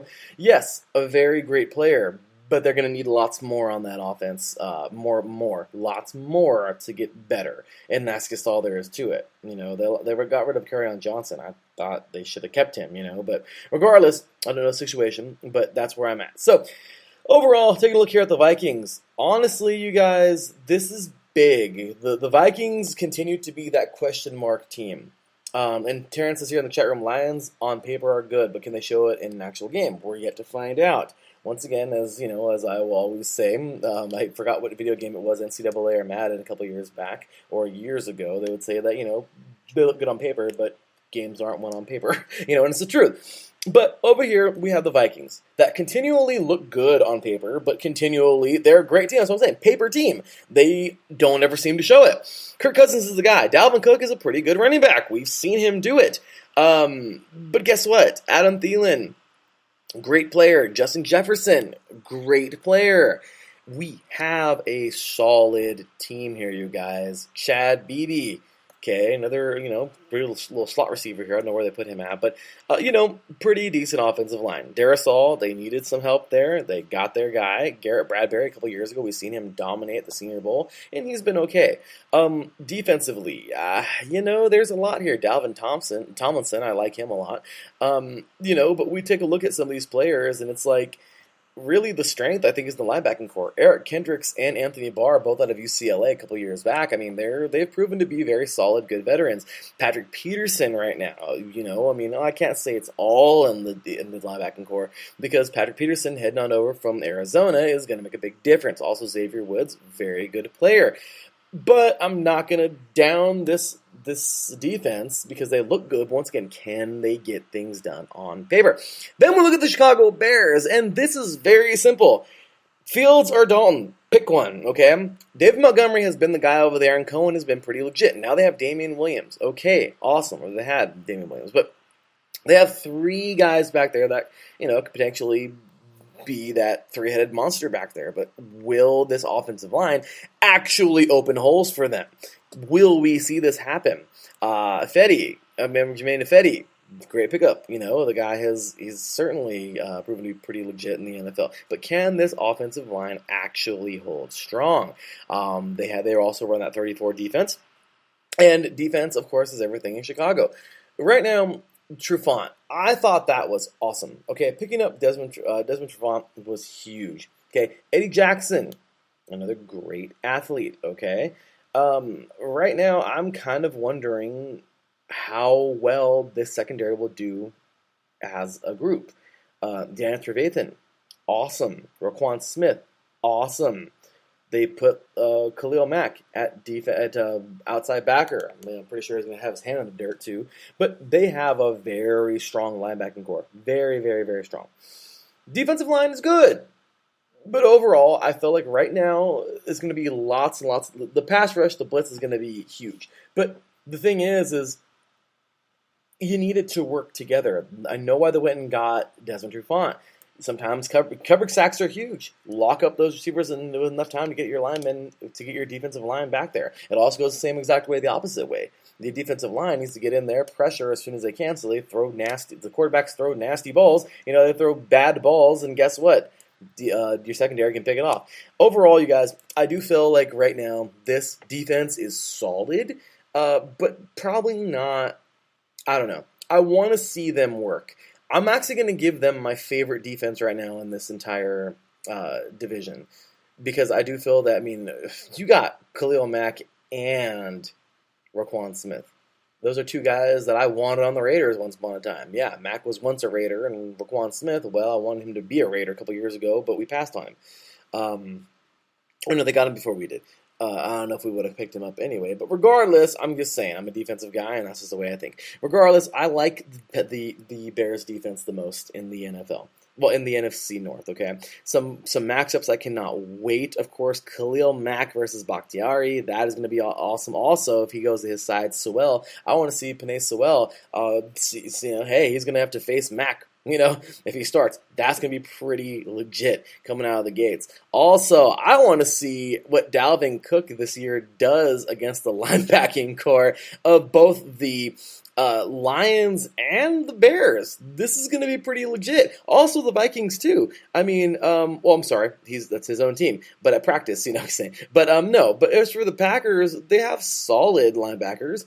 But I'll tell you right now, I really do think that it'll be a little bit tougher to run on both the Bears and on the Lions. At least that's what I think, judged off of what I see here with the players and everything. So those are some of my biggest matchups. Another big matchup that I'm really looking forward to is seeing Thielen and Jefferson take on the secondaries of this entire conference.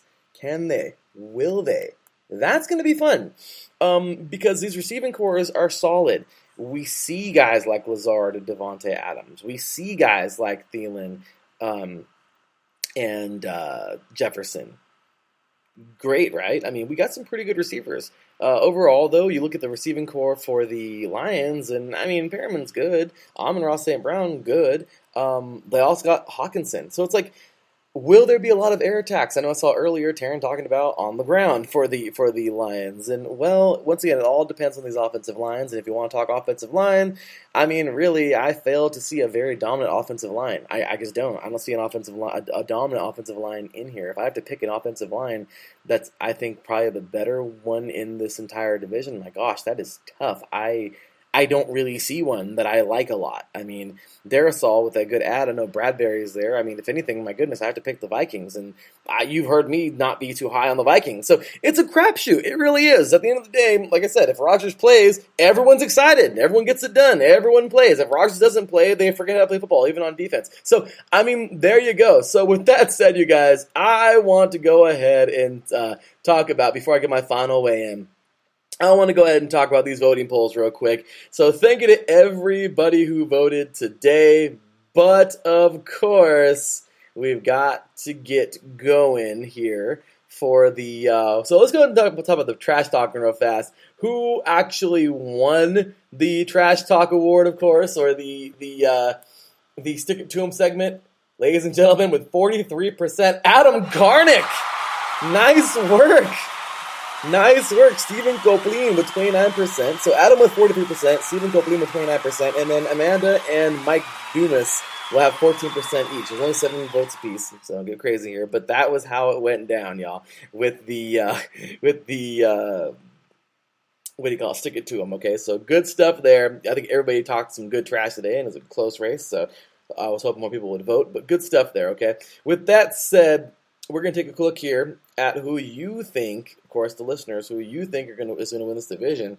And there's a few minutes left here, but we don't have 5 more minutes because the show is over in 5 minutes. So as of right now, I'm just going to call it here. 44% of you are going to take the Green Bay Packers to win the division. Next up, 30% of you are taking the Minnesota Vikings. 22% of you are taking the Chicago Bears, and 4% of you are taking the Detroit Lions. I think that's pretty realistic, you guys. And yes, Mike's roast was definitely underrated. Definitely underrated, Darren. But overall, you guys, I've got to say, I think the listeners picked it pretty well. So here is my final weigh-in. Everybody, you have about under 5 minutes, so make sure to get your final weigh-ins as well and talk about who you think is going to win this year. Overall, you guys, it was great. Always a great show, and thank you so much for being here today. We will get ready coming up here for this final weigh-in. But just remember, tomorrow we got NFC West Day, of course, talking all things NFC West. Oh, it's going to be fun, y'all. Rams, Cardinals, Niners, and Seahawks.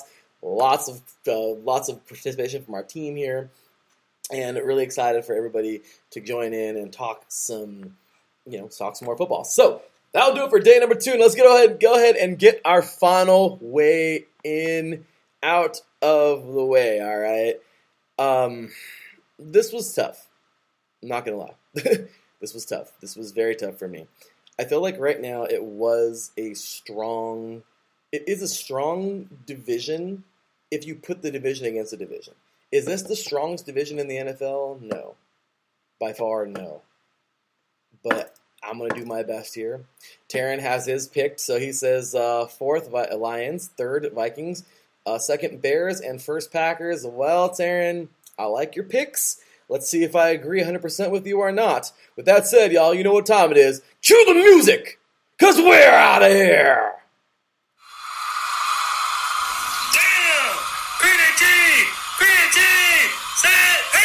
All right, y'all. Terrence says, last year I picked the Vikings to win the division. It's last year. Biggest mistake ever. Well, I'm not picking the Vikings to win it, you guys. I know it's tough, my bad. But overall, you guys, not a bad pick by everybody. First things first, I want to see the Lions make it happen. Mike said it. They got to prove it, so they have to prove it. I'm putting them in the basement, but not by far. I think the Lions, this is going to be a strong division, I think, guys. The Lions can win anywhere from 6 to 8 games this year, and I think they can actually do it. Can even be better than that. Next up, I can't put the Vikings anywhere but in 3rd. I just can't. I want them to be a little bit better, but the last couple of years have been falling apart. Can they get together? Can they stay healthy? Of course, they can, but can this defense be the one to carry them? We'll see. I got them with 6 to 9 wins. Trust me, I think it's going to be on the lower end of that one, but I've seen it the last couple of years. But other than that, next up, I actually, and this may sound crazy, I'm going to take the freaking Bears to win, okay, this division, only if Aaron Rodgers doesn't play. If Aaron Rodgers plays, I'm taking the Packers. So I guess, from the way it looks right now, I'm going Packers because he hasn't left yet. Just know that if Rodgers is there, I can't go anywhere but him. So Terrence says it too. Vikings and Bears can flip-flop, but the Bears, in my opinion, have the defense, and they do. So I think right now that the Bears are definitely better than as a team than the Lions and the Vikings. I think that without Rodgers, they're actually better than the Packers. That's just the way I see it. So, you guys, I really Phil, yeah, Taryn agrees with me. My thoughts exactly. There's no other way. Taryn got this one spot on. I agree with him. He agrees with me. Ladies and gentlemen, that's the way I feel. Can the Lions surprise everybody? Yes, they can. If the freaking Lions come out firing the way Mike says, and they're looking a lot better, trust me, they can be a second-place team, maybe even win the freaking division. And this all depends on also if Rodgers plays. Don't forget, the Packers forgot to freaking play football. You're on defense side of the ball, even if Rodgers isn't playing. Remember Brett Hundley? I'm just saying, it's a different quarterback. I know, Jordan Love's different, but I'm just saying, there you go. So, those are my thoughts. My final right now is going to Max Taryn, 4th Lions, 3rd Vikings, 2nd Bears, and 1st Packers. Ladies and gentlemen, that is my time today. Thank you so much for joining me tomorrow. Back at the same time, same place, 11:30 a.m. Pacific time, 2:30 p.m. Eastern time. We'll be talking NFC West. I'll be ready to rock and roll, y'all. We are done with what we have 8 teams down, 24 to go, and 8 divisions in 8 days. Right here, y'all. 3 and out, 8 divisions in 8 days. Day number 2 us included in the NFC North. Next stop, NFC West tomorrow, y'all. This has been me, your boy Larry B, signing off. I will see y'all tomorrow. Until then, take care. And as always, God bless.